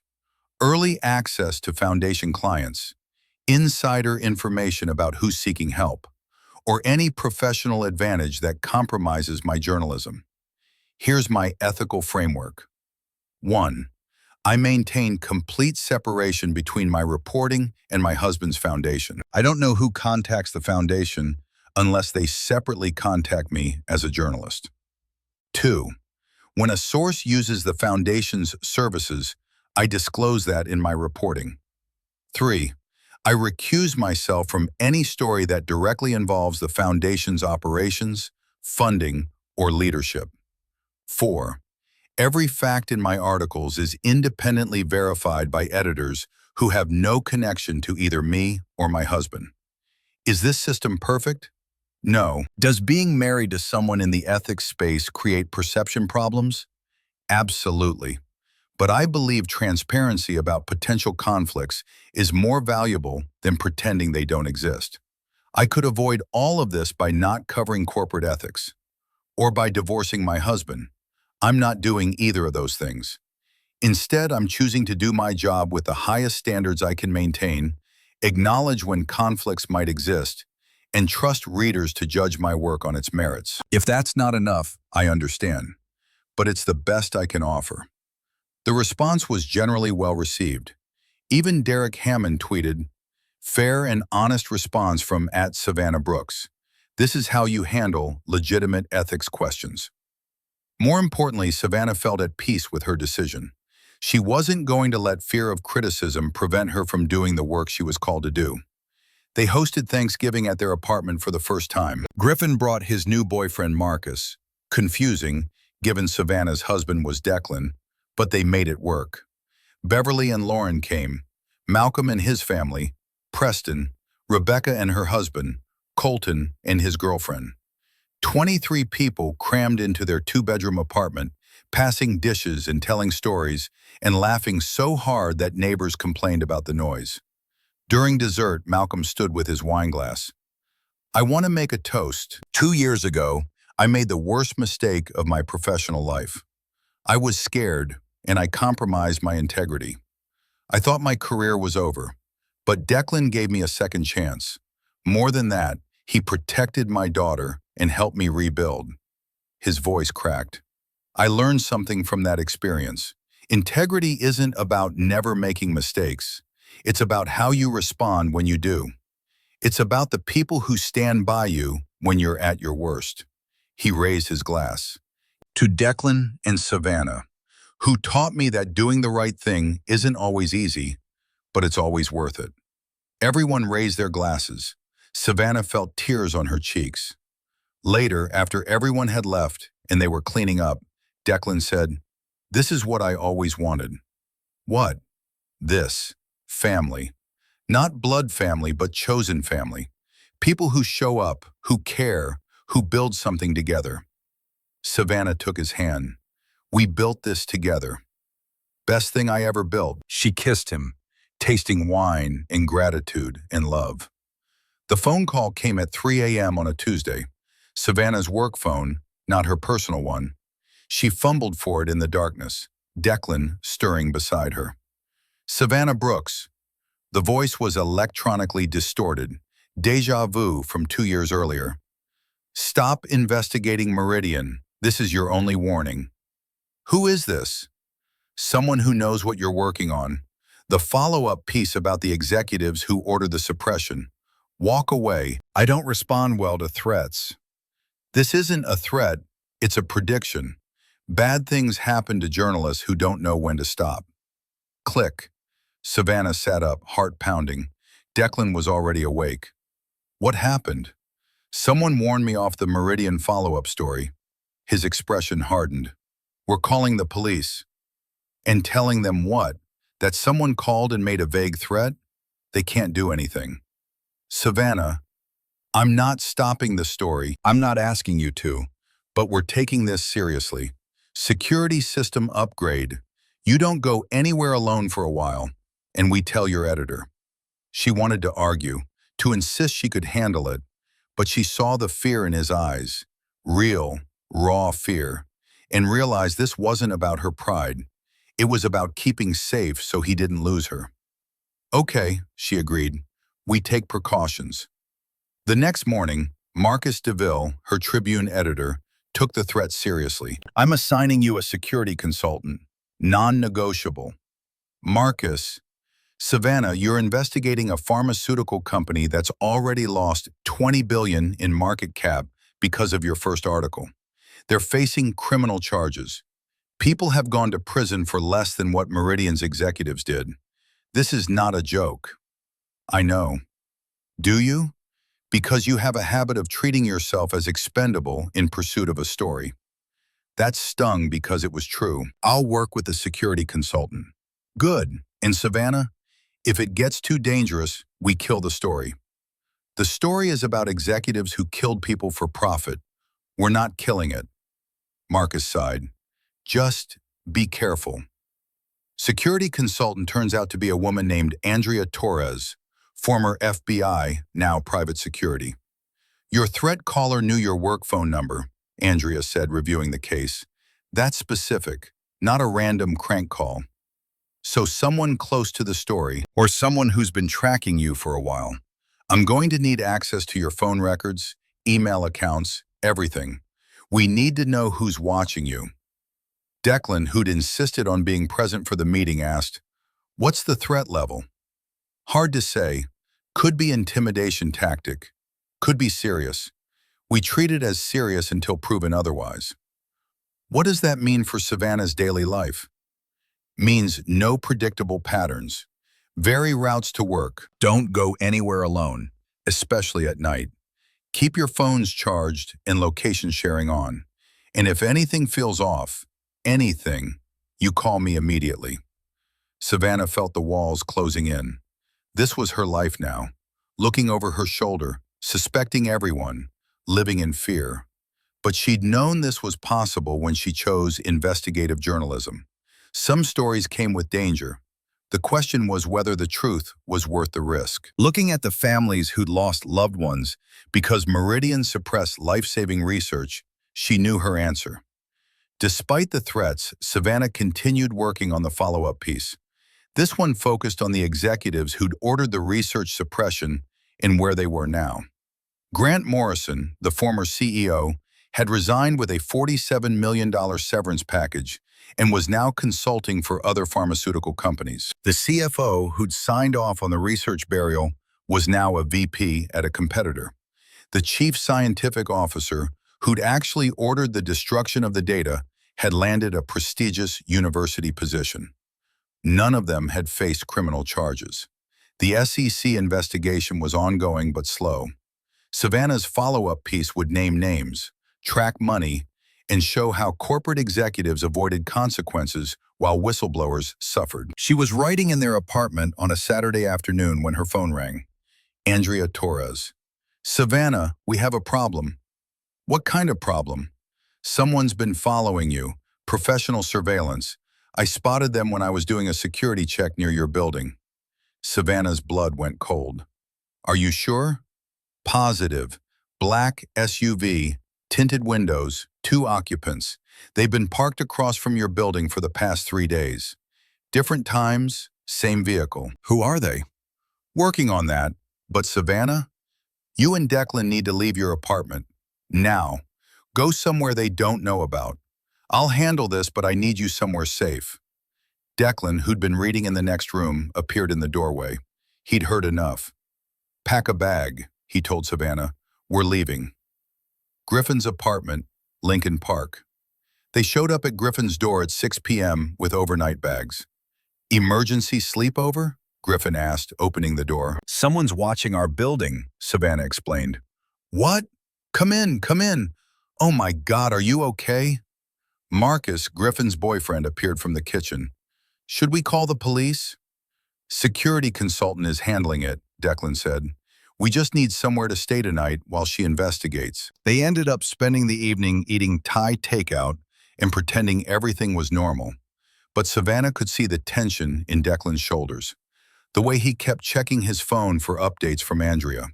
At 10 p.m., Andrea called. "The vehicle is registered to a private investigation firm called Sentinel Solutions. They do corporate espionage, competitive intelligence, that kind of thing." "Who hired them?" "Still working on that. But Savannah, these people are professional. This isn't going away until we figure out who's paying them and why." After the call, Declan pulled Savannah aside. "You need to stop the story." "No. Savannah, these executives killed people. They're getting away with it. I'm not going to let fear stop me from holding them accountable.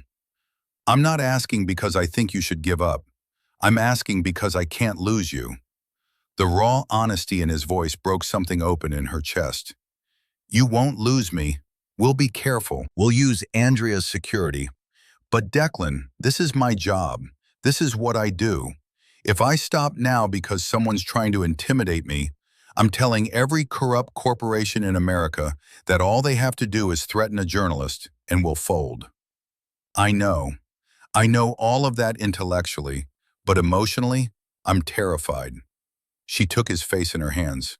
"I'm terrified too, but we don't make decisions out of fear. You taught me that. When Garrett was trying to destroy your company, you didn't hide. You fought back with truth. That's what I'm doing now." He pulled her close. "Promise me you'll be careful."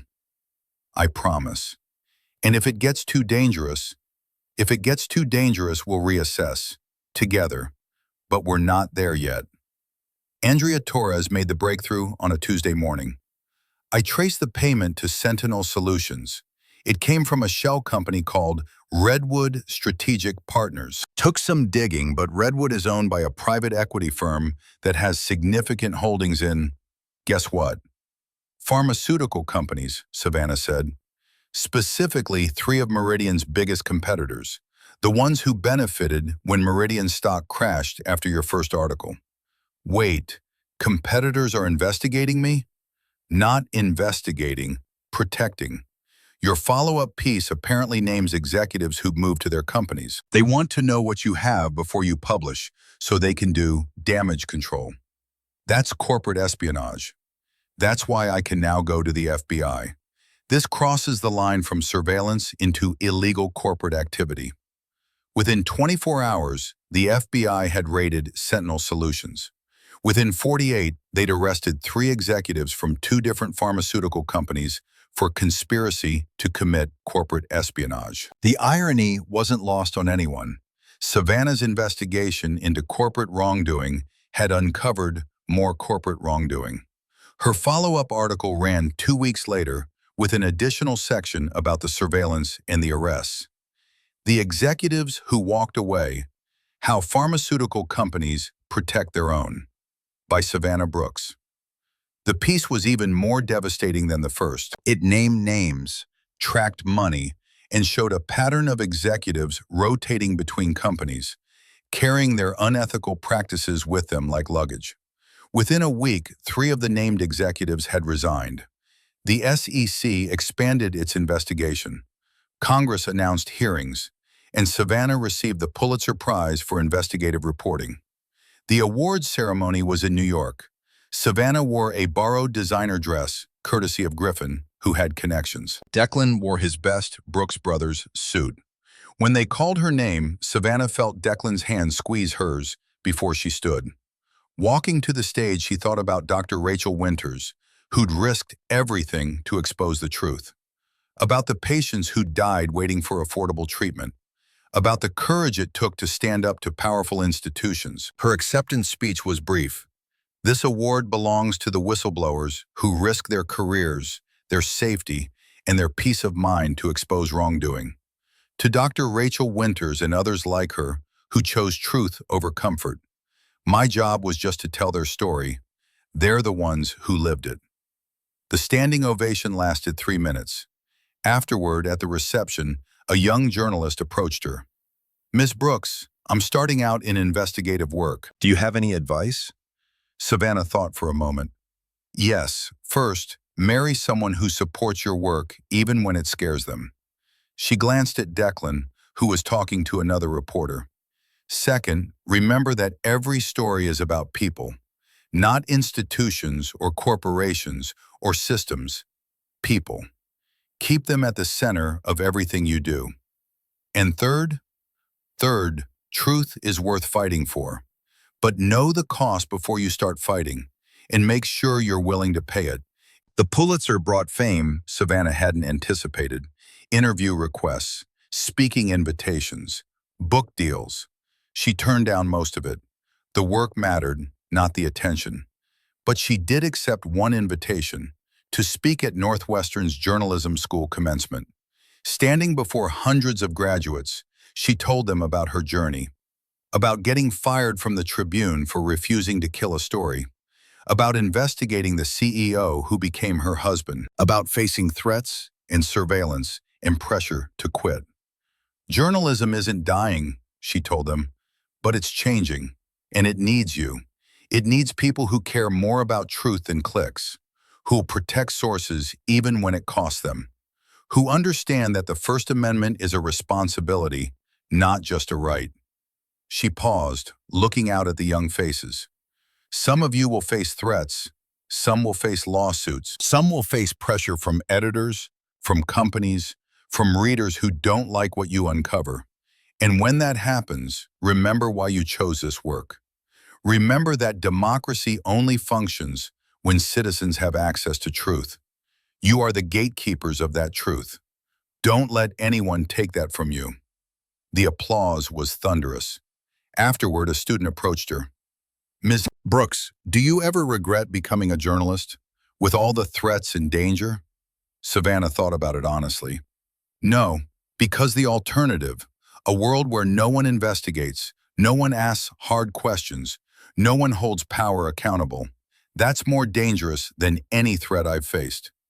While Savannah dealt with Pulitzer aftermath, Declan focused on expanding the Whistleblower Protection Foundation. The pharmaceutical industry whistleblowers from Savannah's story had highlighted a gap in their services.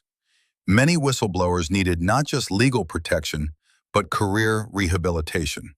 Being known as a whistleblower often made people unhireable.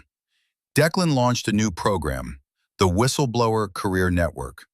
Companies committed to ethical practices could access a database of whistleblowers looking for new positions. It reframed whistleblowing from troublemaker who got their last employer in trouble to person with proven integrity and courage. Thornhill Enterprises was the first company to commit. Within 3 months, they'd hired 4 former whistleblowers into senior positions. Other companies followed. The network grew. At a foundation board meeting, Dorothea Whitmore, the Thornhill Enterprises board chair, who'd become a foundation board member, said something that stuck with Declan. You know what you've done? You've made integrity profitable. Companies join the network because they want access to people with proven ethics. That's market forces incentivizing good behavior. It's brilliant. Declan called Savannah after the meeting. I think we're actually making a difference. Of course you are. I could have told you that. But like systemic difference, changing incentives, making it easier for companies to do the right thing. I'm proud of you. I'm proud of us. None of this happens without your reporting bringing attention to whistleblower issues. Partnership, always. For their second wedding anniversary, they did something radical. They took a vacation. No phones, no computers, no work. Just 2 weeks in a cabin in Door County, Wisconsin. Reading, hiking, cooking, sleeping in. It was the first time in 2 years they'd been completely disconnected from their work. On their anniversary night, they sat on the cabin's porch, watching the sunset over Lake Michigan. Do you ever think about what our lives would be like if you hadn't spilled coffee on me? Declan asked. I never spilled coffee on you. That's a false memory you've constructed. Right. If you hadn't glared judgmentally at me in our first interview, you were terrifying. Glaring was appropriate. He laughed. Seriously, though, do you ever wonder? Sometimes. I'd probably still be freelancing, barely making rent. You'd still be working 80-hour weeks with no life outside the office. Sounds grim. It was grim. This is better. Even with the surveillance and threats and public scrutiny, even with all of that, because I have you, and we're building something that matters. Declan pulled her close. I love you, Savannah Brooks Thornhill. I love you too, Declan Thornhill. They sat in comfortable silence as the sun disappeared below the horizon, painting the sky in shades of orange and pink. You know what I want? Declan said suddenly. What? Kids. Someday. Not right now, we're both too busy, but someday. Savannah had thought about it but hadn't said anything, not wanting to pressure him. Yeah? Yeah, I want to teach them what my father taught me, that work is important, but people are more important, that integrity isn't negotiable, that standing up for what's right is always worth it. You're going to be an amazing father. We're going to be amazing parents, together. Together. They stayed on that porch until the stars came out, talking about the future they'd build, the family they'd create, the legacy they'd leave. Savannah walked into the Tribune newsroom on a Monday morning to find her desk covered in flowers. Confused, she picked up the card. Congratulations on the National Magazine Award nomination. She'd forgotten that was being announced today. Marcus appeared at her shoulder. The Atlantic piece on pharmaceutical executive accountability. You're nominated for public interest journalism. Wow, that's huge. You've had quite a run. Pulitzer last year, now this. What's next, a Nobel Prize? She laughed. Those are for peace and literature, not journalism. Details. But the recognition was starting to feel overwhelming. Every award brought more attention, more pressure, more expectation that her next story would be even bigger. Savannah was good at the work. She wasn't sure she was good at being famous for the work. That evening, talking to Declan, do you ever feel like the recognition becomes its own burden? He considered the question. Yes, after the Fortune profile on the foundation, I got so many requests for interviews, speaking engagements, board positions. Everyone wanted a piece of the ethical CEO. It felt like performance. How did you handle it? I decided what mattered was the work, not the recognition. So I said no to most of it, kept my focus on running Thornhill and building the foundation. The rest was noise. But don't you feel obligated? Like if your platform can bring attention to important issues, Shouldn't you use it? There's a balance. You can't save everyone, fix everything, respond to every request. At some point, you have to protect your capacity to do the actual work. Savannah absorbed this. I think I need to start saying no to things. Good instinct. You're allowed to have boundaries. Feels selfish. It's not selfish. It's sustainable. You can't investigate corporate wrongdoing if you're burned out from giving speeches about investigating corporate wrongdoing. When did you get so wise? I married a woman who asked good questions, forced me to develop good answers. Despite the awards and recognition, Savannah kept working. Her next investigation focused on private equity firms buying up nursing homes and cutting staff to maximize profits, leading to preventable deaths. She spent 3 months interviewing families, reviewing financial records, and building the case. The story broke in October. Dying for Profit: How Private Equity is Destroying Elder Care, by Savannah Brooks Thornhill. The response was immediate. Congressional hearings, state investigations, nursing home stocks plummeting. But this time, Savannah felt different about it. She'd done the work. She'd told the truth. But she didn't feel the same rush of victory she'd felt with earlier stories. She mentioned this to her therapist. Yes, she'd started seeing a therapist after the surveillance incident, and it had been incredibly helpful. I think I might be burning out, Savannah admitted. What makes you say that? I published a story that's literally saving lives. It's leading to policy changes, and I feel nothing, just tired. How long have you been working at this pace? 3 years of major investigations. Before that, 8 years at the Tribune. So, 11 years without a real break? That's a long time to sustain high-intensity work. But people depend on this work. If I slow down, who holds these companies accountable? Savannah, there are other investigative journalists. You're not the only one capable of doing this work. But I'm good at it. Being good at something doesn't mean you're obligated to do it at the expense of your well-being. Savannah sat with that for a long moment. What if I don't know who I am without this work? Then maybe it's time to find out. Savannah and Declan were having dinner at home. A rare, quiet evening with no work emergencies. I think I need a sabbatical, Savannah said suddenly. Declan set down his fork. Tell me more. I'm burned out. The nursing home story should have felt like a victory, but it just felt like work. I'm exhausted, and I think if I keep going like this, I'm going to stop caring about the work entirely. How long of a sabbatical? 6 months? A year? I don't know. What would you do during that time? I have no idea. That's part of what scares me. My entire adult life has been about journalism. If I step away, who am I? Declan reached across the table and took her hand. You're Savannah, wife, friend, person who cares deeply about justice. The journalism is what you do, not who you are. It feels like who I am, because you haven't given yourself space to be anything else. But remember, I watched you become more than just a journalist. I watched you become a partner, a mentor to younger journalists, an advocate for whistleblowers. You're already more than your job. You really think I should take the sabbatical? I think you should do whatever you need to do to be healthy and whole. If that's a sabbatical, great. If it's reducing your workload, also great. If it's finding a therapist who specializes in burnout, I already have a therapist. Then listen to what your therapist is telling you. Savannah was quiet for a long moment. If I take a sabbatical, will you think less of me? What? No, Savannah, why would you think that? Because you don't stop. You run a company and a foundation, and you're always working, and you never seem to burn out. Declan laughed, not unkindly. Savannah, I absolutely burn out. I just hide it better. Why do you think I started delegating more at Thornhill? Why Rebecca runs most of the day-to-day operations now? I learned 3 years ago that I can't do everything.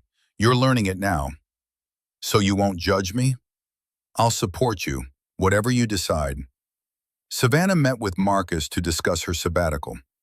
I need 6 months away from daily journalism. I'll finish my current assignments, but then I need to step back. Marcus didn't seem surprised. Honestly, I was wondering when this conversation would happen. You were?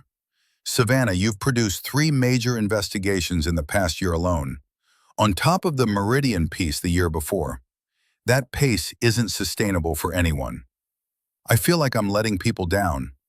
You're letting yourself down if you work until you break. Take the sabbatical. Rest. Write that book you keep talking about. Spend time with your husband.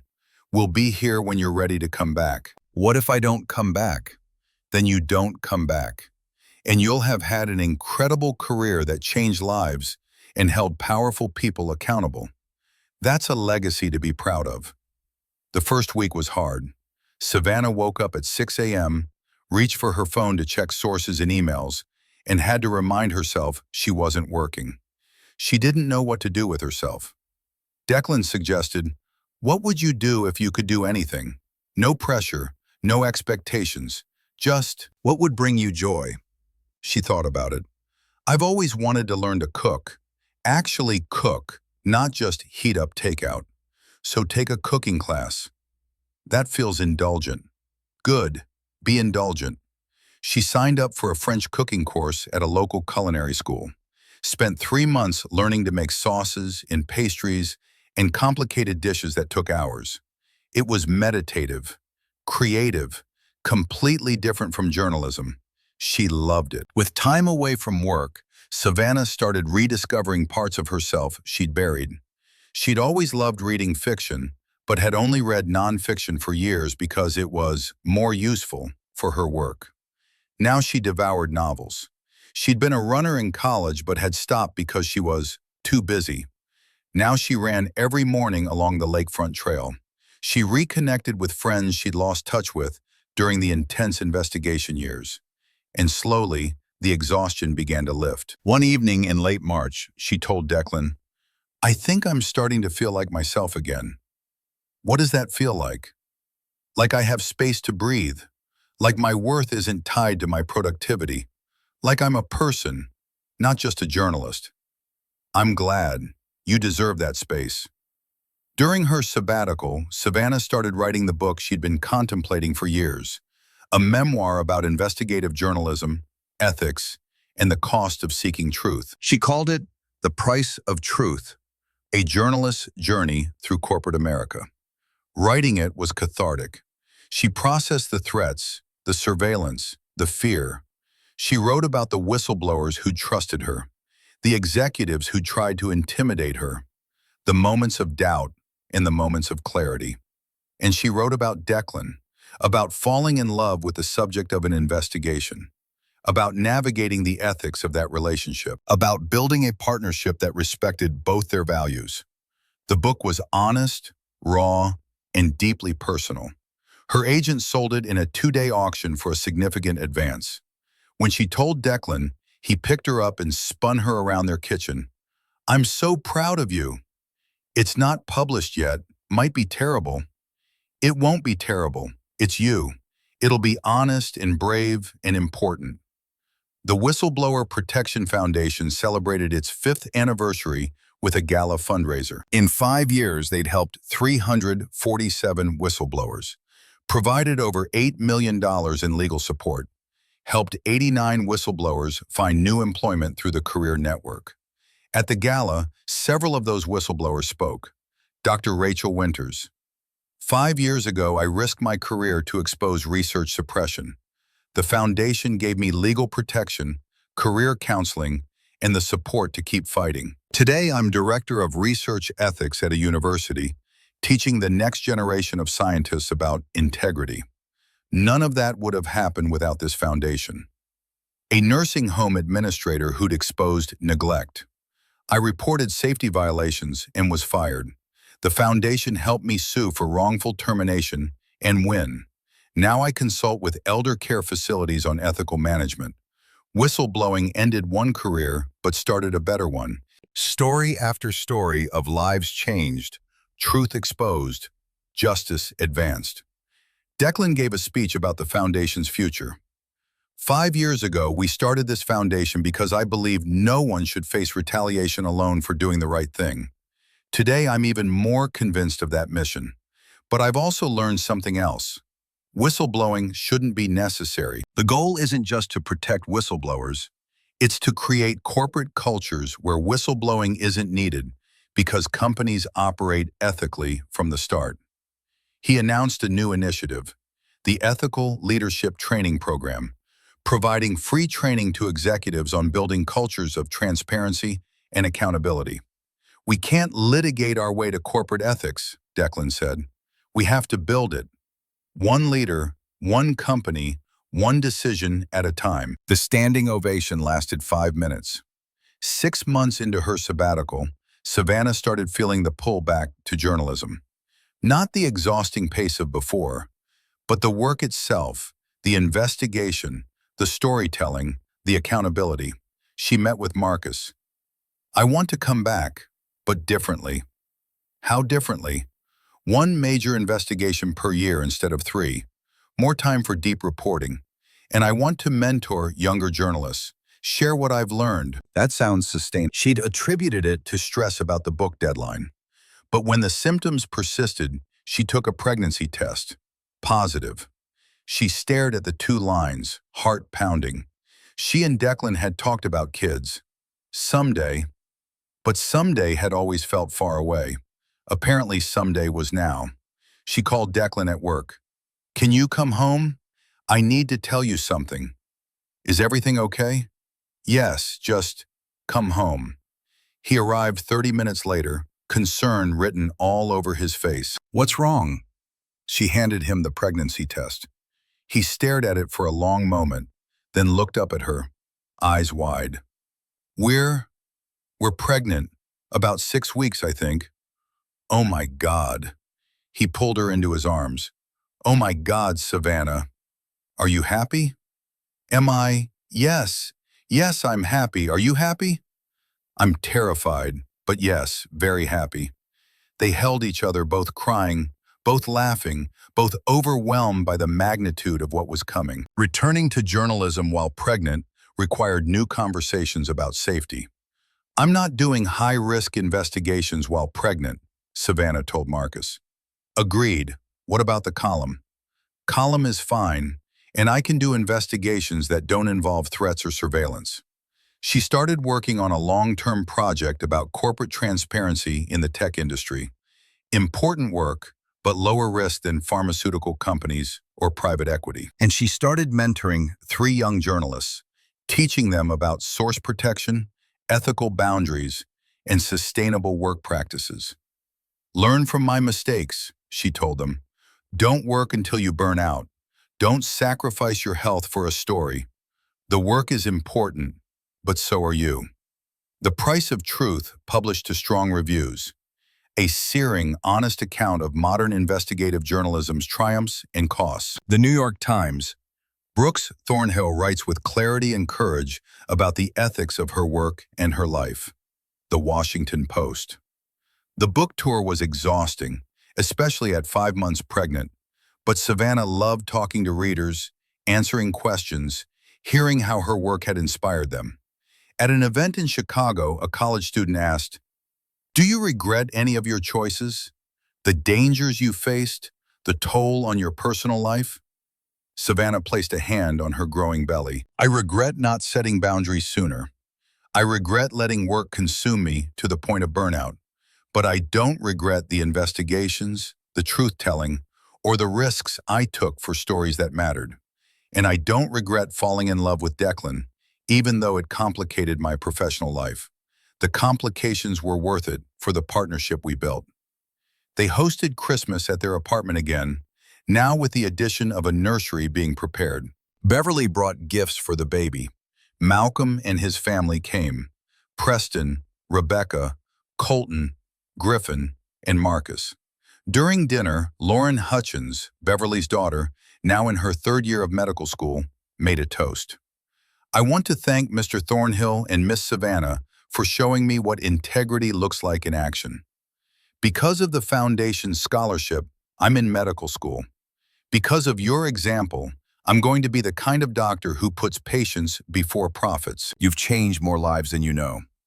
Later, cleaning up, Declan said, we're going to have to get a bigger place. Bigger than 2 bedrooms? For the baby plus all these people we've adopted as family, we need space. Are you seriously suggesting we move while I'm 7 months pregnant? Fair point. We'll move after the baby comes. You're insane. You married me anyway. Best decision I ever made. Emma Catherine Thornhill was born on February 14th at 3:47 a.m. 7 pounds, 4 ounces. Dark hair like Declan, eyes like Savannah. Perfect. Declan cried holding her for the first time. She's so small. She's perfect, Savannah said, exhausted but exhilarated. She's perfect, he agreed. They'd named her Emma Catherine.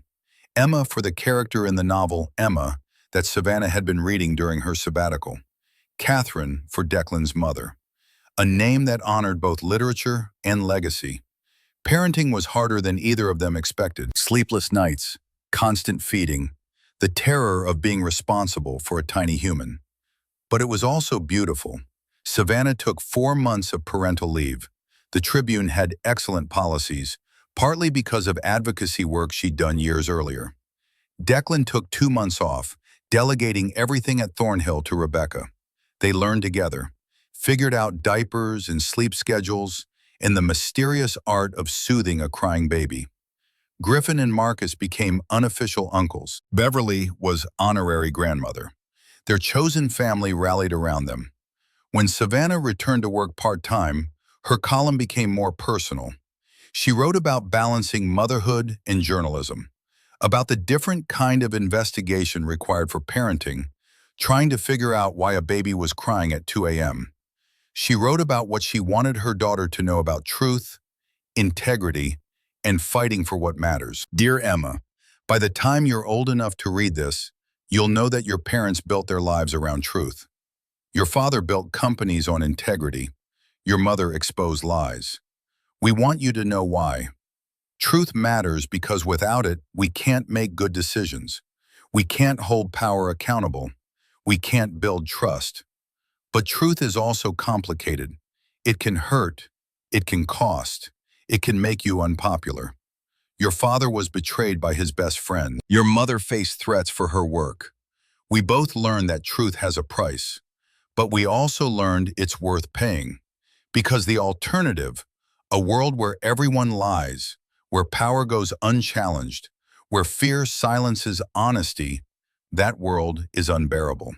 So we hope you grow up to value truth, to speak it even when it's hard, to seek it even when it's uncomfortable. But we also hope you learn something we learned late, that truth includes being honest about your limits, about needing help, about not being able to do everything alone. Your father spent years pretending he didn't need anyone. Your mother worked until she burned out. We both learned that sustainable truth-telling requires sustainable living. So here's what we want for you. Be brave, be honest, fight for what matters, but also rest. Ask for help, build community, love deeply. Truth is worth fighting for, but so is joy. Love, your parents. The column generated thousands of responses. Parents thanking her for the reminder. Young journalists saying it gave them permission to set boundaries. Whistleblowers saying it captured why they'd come forward despite the costs.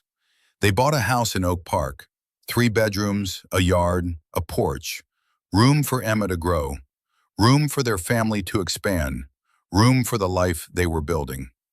Unpacking boxes, Savannah found a folder she'd kept from the early days of the Garrett Sutherland investigation. Inside were notes from her first conversation with Declan.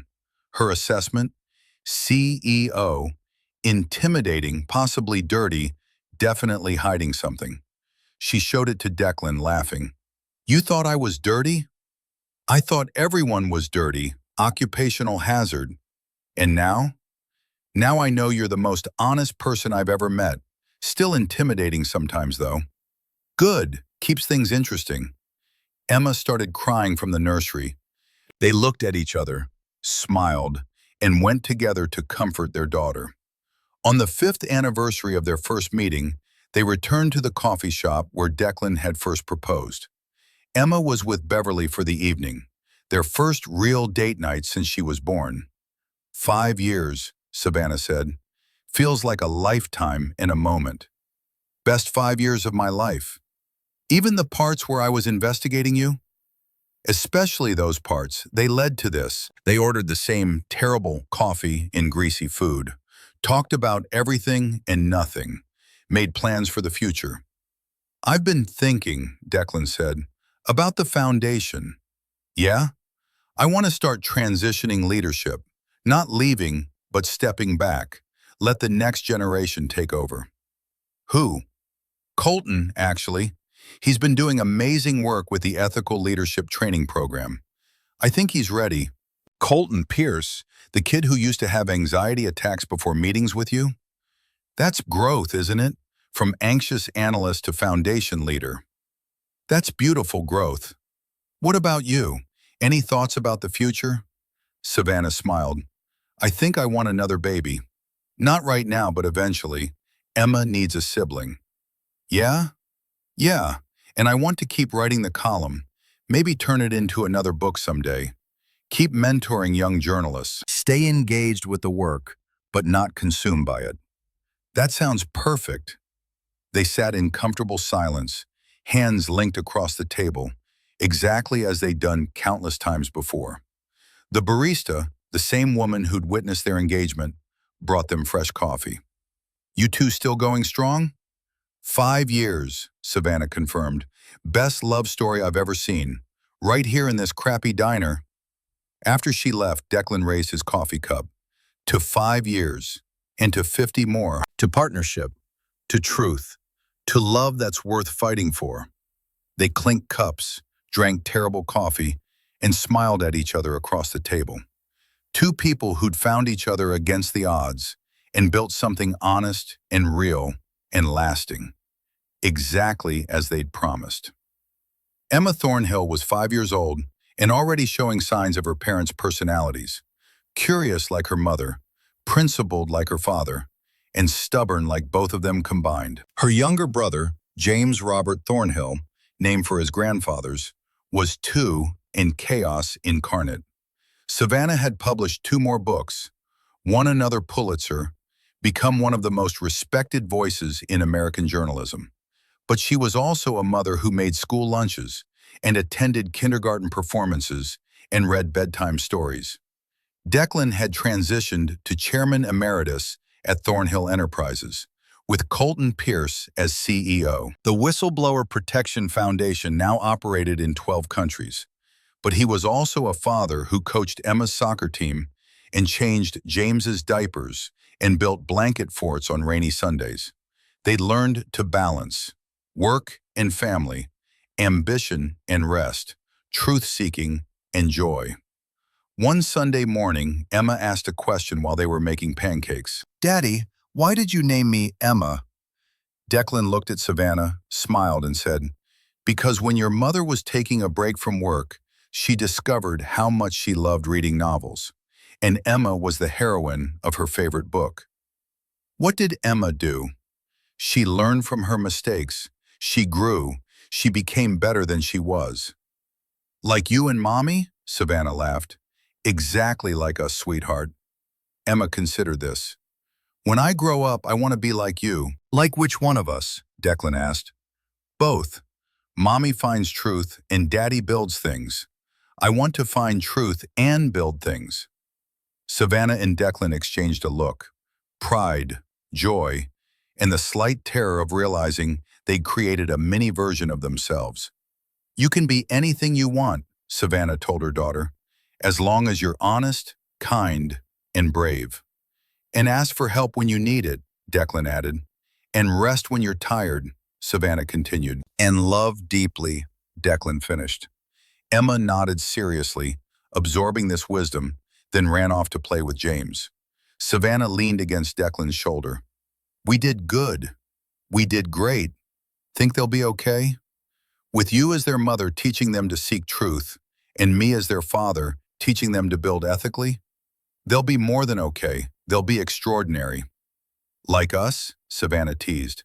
Better than us, that's the whole point. They stood together in their kitchen, watching their children play, knowing that the best legacy wasn't the awards or the foundation or the companies.